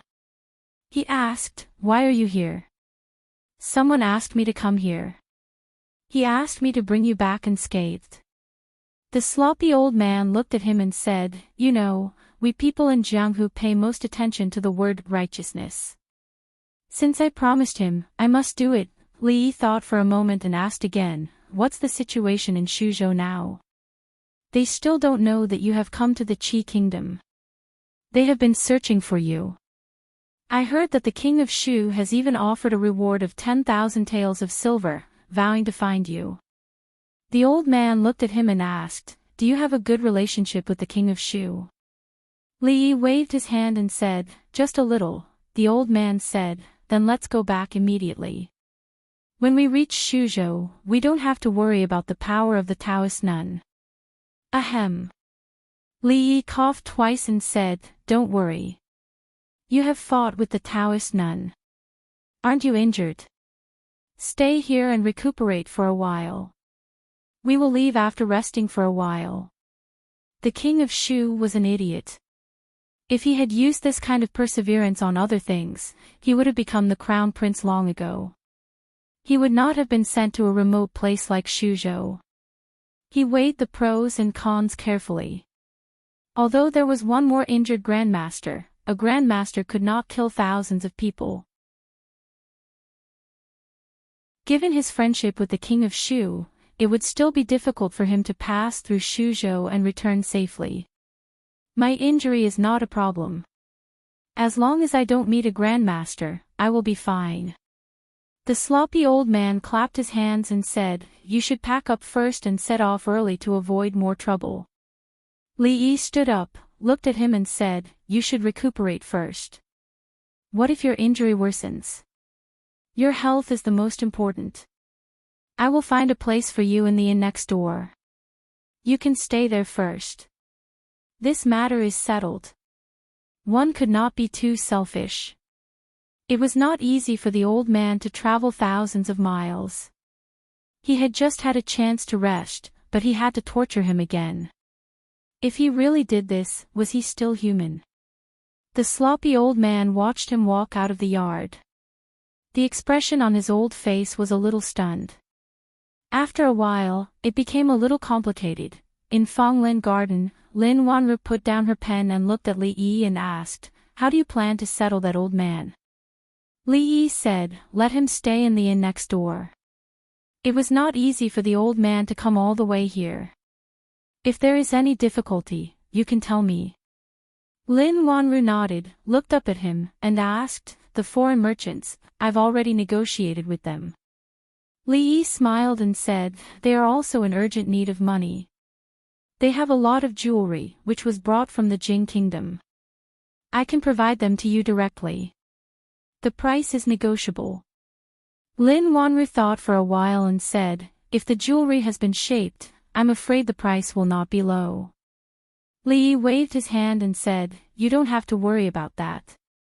I heard from these foreign merchants that their former shopkeeper owed hundreds of thousands of taels of silver for eating, drinking, whoring, and gambling. He ran away with his sister-in-law and didn't even pay them their wages. They were forced to take these jewels and sell them cheaply. The original price of 1,000 taels of silver can now be bought for 300 taels of silver. The price won't be too high, and even your labor fees will be saved, really. Lin Wanru raised her head and her beautiful eyes lit up. Really? Li Yi nodded. If those goods were converted into taels of silver, it would be inconvenient to carry them. Silver notes could only be exchanged in the Qi kingdom. If they wanted to go back, these things would be a burden. So he simply did her a favor.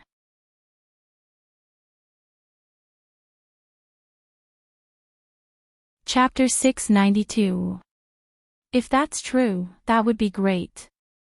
Lin Wanru shook her head and said, it's just that, he actually eloped with his wife's sister. That shopkeeper's character is too despicable. It's best not to make wild guesses if you don't know the truth. Li Yi shook his head and said, maybe he had no other choice, or maybe he was just wronged or misunderstood.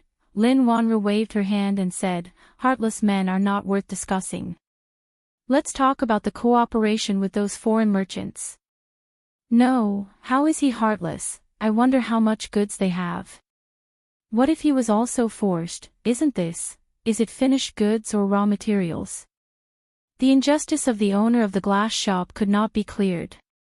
Li Yi sighed and explained, they have a lot of goods. The Lin family definitely can't eat them all, and they won't sell all of them to you. The goods are all finished goods. Great Britain is rich in glass, but it lacks other gems and jade. This time, they are using glass to exchange for these things and plan to sell them back home. Lin Wanru was puzzled and asked, if that's the case, why did they cede them to us? Li Yi continued to explain, Great Britain is just a small country. Who would they sell so many gems and jade to? They also want to sell some here first so that they can reduce the pressure when they go back. If they have too many goods and can't sell them, wouldn't that be a loss? Lin Wanru thought about it and looked at him. She reminded him, there's no such thing as a free lunch in this world. I still feel that there's something fishy about this. You have to be careful and don't be fooled by them. Why is this girl so insensitive? Li Yi felt a headache coming on and said, how about this, those people are still in the city. If there's anything, you can talk to them personally when you have time.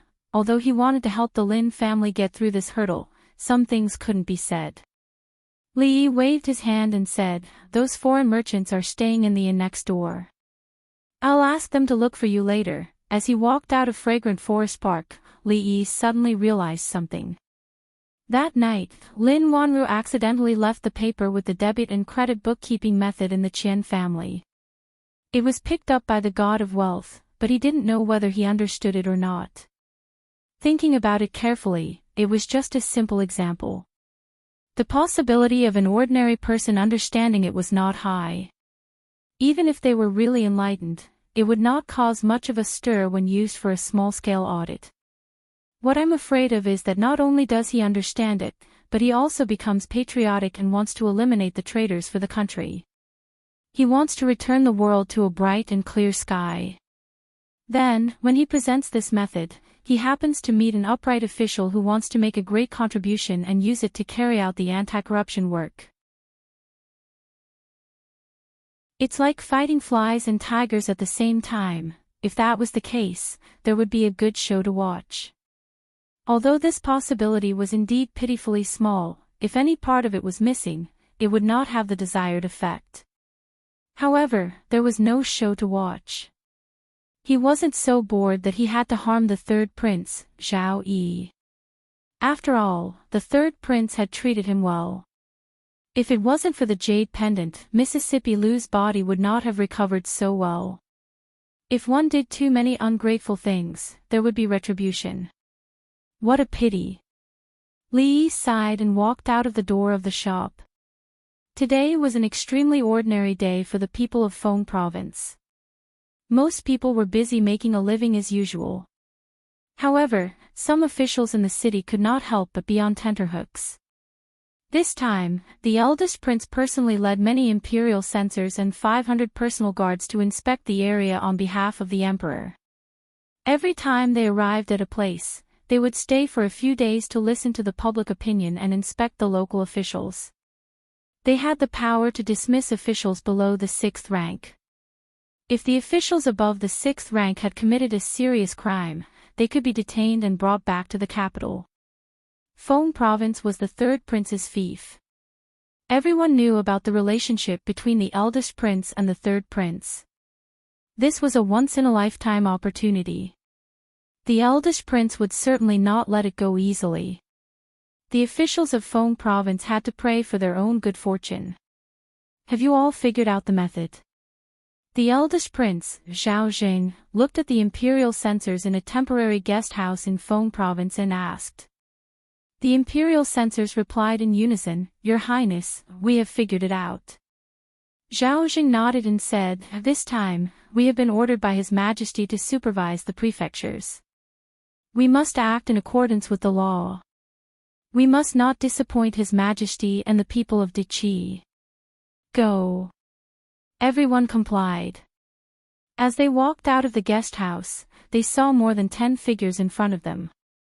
An official who was walking in front of them cupped his fists and said, "I have been ordered by the third prince to assist you. Sirs, please." The imperial censors looked at each other and did not know what to do. Suddenly, the eldest prince's voice was heard from behind. Speaking of which, the third imperial brother's people are indeed more familiar with Feng Province. Zhao Jing walked out and said with a smile, "Remember to thank the third imperial brother for me when you go back." After everyone had left, an accompanying official came forward and said with a frown, "Your Highness, the third imperial brother clearly does not trust you." Zhao Jing waved his hand and said, "Since he is worried, let those people follow. I am only acting on orders. It is good that the officials of Feng Province are safe. If something happens, I believe the third imperial brother will not protect them. Otherwise," he smiled and waved his hand, saying, "Let's go and have a look. I am also very curious about what is so special about Feng Province." In the central pavilion in the back garden of King Feng's mansion, the middle-aged man held a black chess piece in his hand. After thinking for a long time, he placed it on the chessboard. He looked up at the young man opposite him and said, "They should have left by now." Zhao Yi held the white chess piece and quickly placed it on a spot. He casually asked, "Who in the capital will be unhappy this time?" The middle-aged man picked up another black chess piece, but was not in a hurry to place it down. After thinking for a while, he said, "The accounts of the mansion have already been thoroughly checked overnight. There are indeed some loopholes in some places. The one in question is the nephew of the Minister of Revenue." Zhao Yi sighed softly and said, "If I remember correctly, Minister Zhou of the Ministry of Revenue has no children. He only has this nephew. When he came to Feng Province, he asked I to take care of him. I plan to transfer him back to the capital in the future. This time, I am afraid that I will have to break my promise. Your Highness, there is no need to be like this." The middle-aged man placed a chess piece down and said, "He can only blame himself for being too greedy.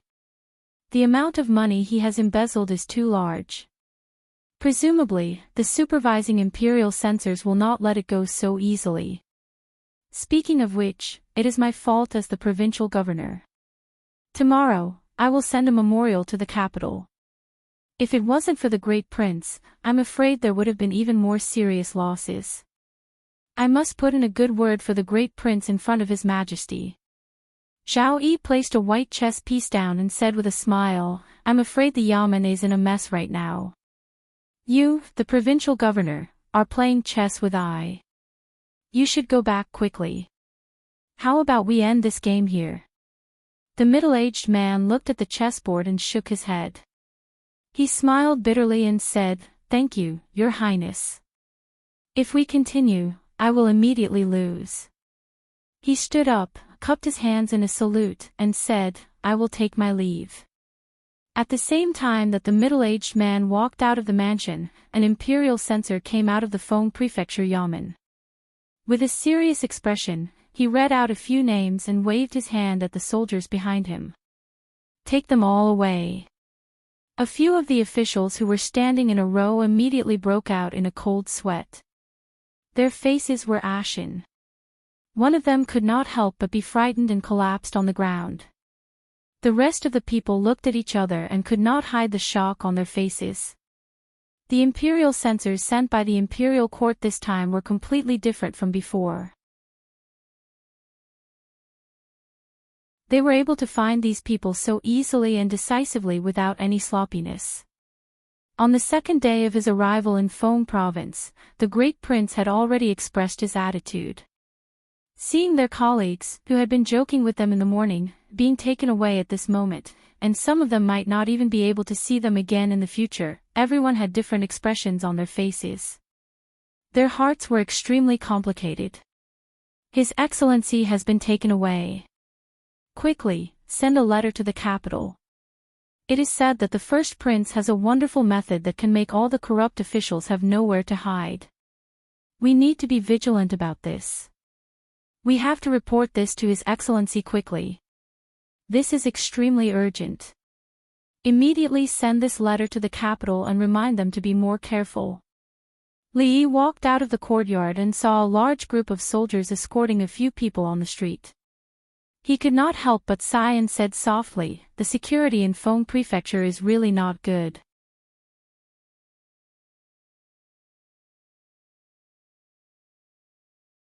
Chapter 693. How's the talk with them?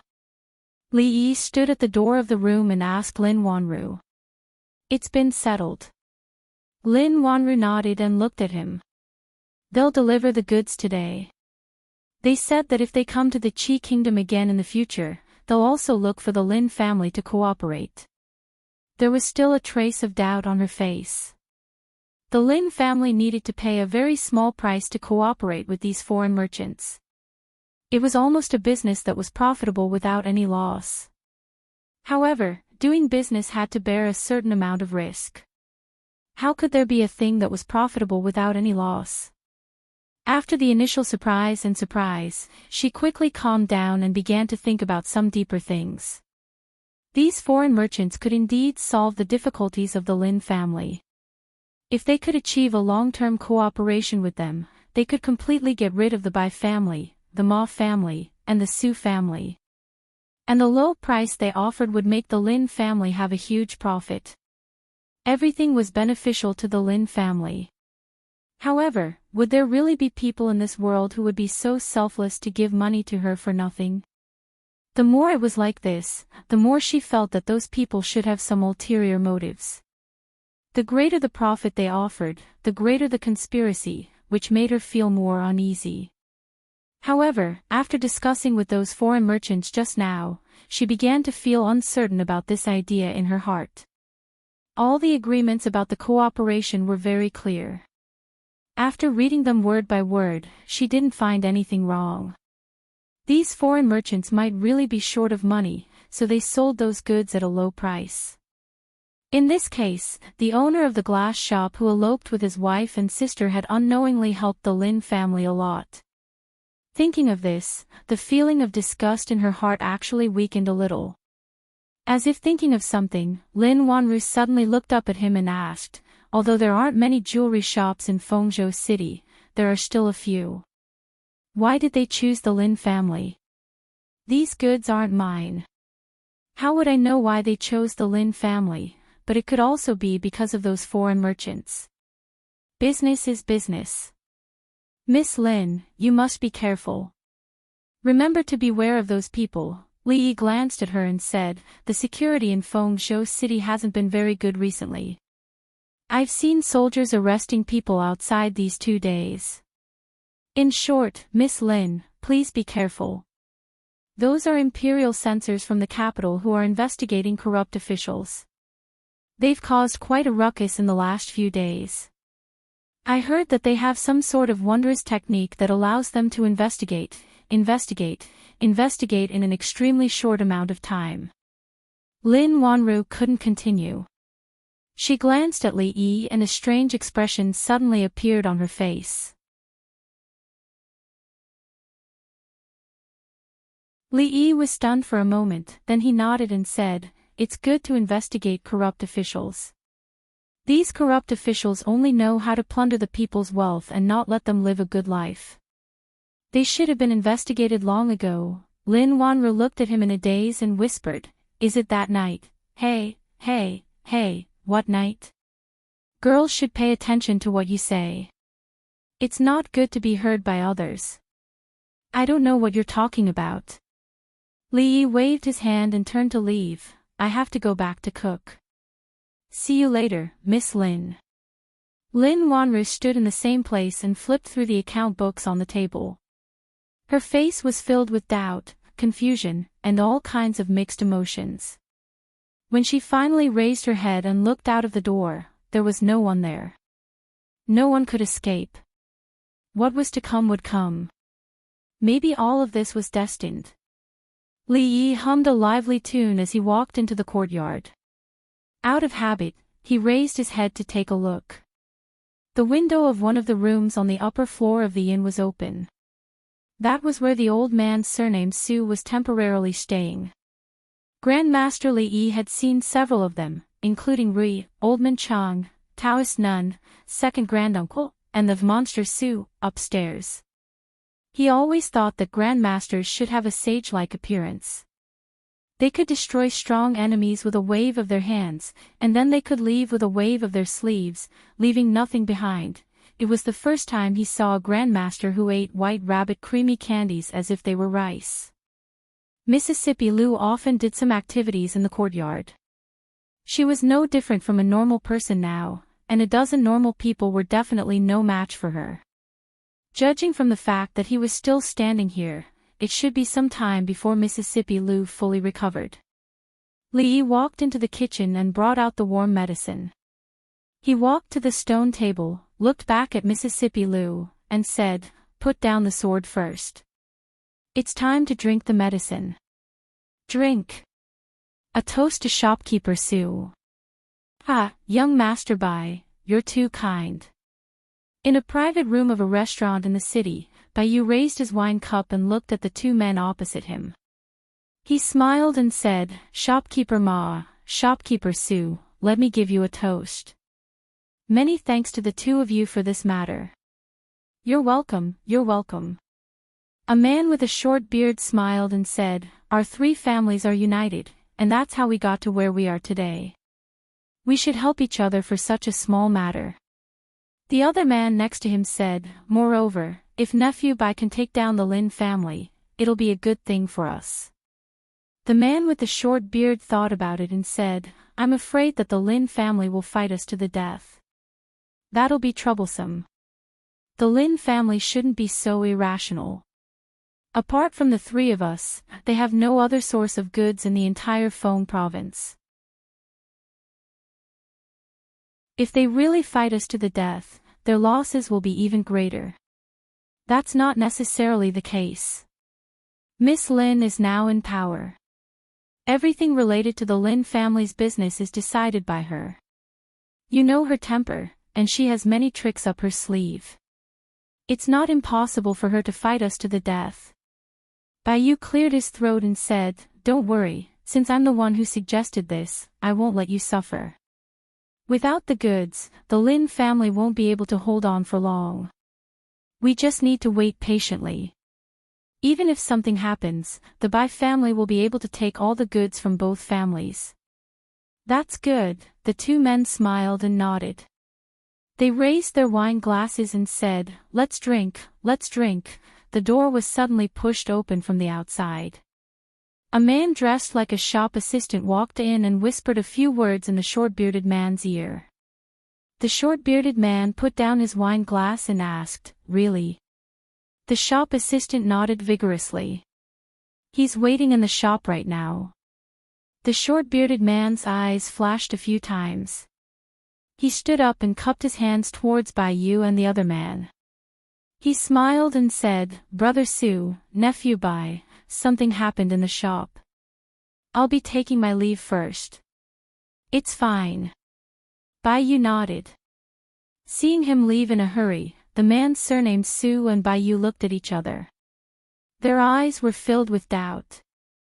The man surnamed Su glanced at him and asked, "Shall we go take a look?" "Let's go." Bai nodded. The Ma family made a living by selling jade materials.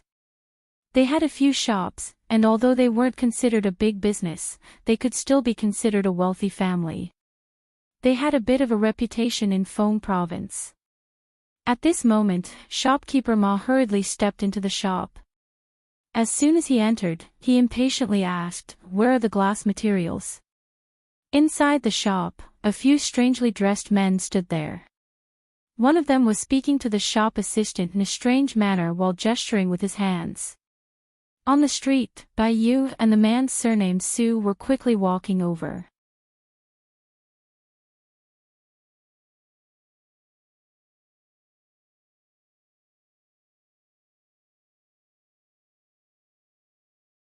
Inside the room, a man stood up and said, "I've just reached an agreement with those 3 families.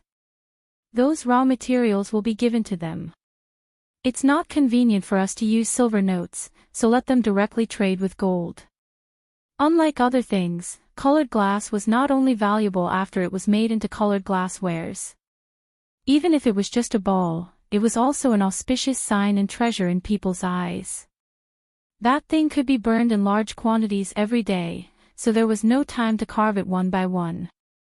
It could be casually burned and sold for money. It didn't take time and effort, and it was extremely convenient. The Bai family, the Su family, and the Ma family had obviously joined hands this time to force Lin Wanru to give in. It just so happened that there was no place to sell these things. Previously, they lived in other people's houses, so they would do whatever they could to help. The man smiled and asked tentatively, "Young master, do you think we can get 10 more points this time?" Li Yi looked at them and said with a smile, "Everyone has worked hard these days. When we go back, everyone will get 50 more points." A few people's faces lit up, and they cupped their fists and said, "Thank you, young master." After Li Yi left, one person closed the door, but the joy on their faces still did not fade. A young man's face lit up with anticipation, and he said, 50 points, in addition to the previous points, we can get Senior Lu to teach us martial arts once. I plan to exchange 500 taels of silver to buy a house in the capital and bring my mother back." Another middle-aged man smiled and said, "Xiaowu, what about you?" A young man sitting in the corner smiled and said, "I also plan to buy a house next to yours, and then I'll go back and propose. Xiu has already waited for me for 3 years, but that old guy didn't agree. This time, I'll go back and smash him to death with silver." "Ah, you're ambitious." The conversation in the room was limited to this small space. In another part of the city, Bai and 2 other middle-aged men were gathered together, also talking in low voices. Bai looked at the 2 of them and said, "This is a big business, and only our 3 families can handle it. You 2 should stop fighting. They actually only want gold. Where are we going to get it? Gold is easy, we can just go to the bank and exchange it. The problem is that we don't have that much silver on hand, unless we sell that batch of goods to the Lin family. If that's the case, then we'll be letting nephew buy down." Bai smiled and waved his hand, saying, "It's fine, this business is very important." The 2 of them nodded. Faced with such a big business, they, who were in urgent need of money, naturally would not turn down such a huge profit for a promise. The opportunity could not be missed, and it would not come again. Next time, they would not encounter such a stupid foreign merchant. In the shop in front, a shop assistant scratched his head in confusion and mumbled, "Foreigners, all talk like this?" You're tuning into the LoveLore Library YouTube channel. We're so grateful for your support, and don't forget to subscribe to join us on this incredible journey through captivating stories. Your generosity through donations truly makes a world of difference, as it's the primary source of revenue that allows me to expand and enhance this channel for you. Thank you from the bottom of my heart for being a part of this adventure.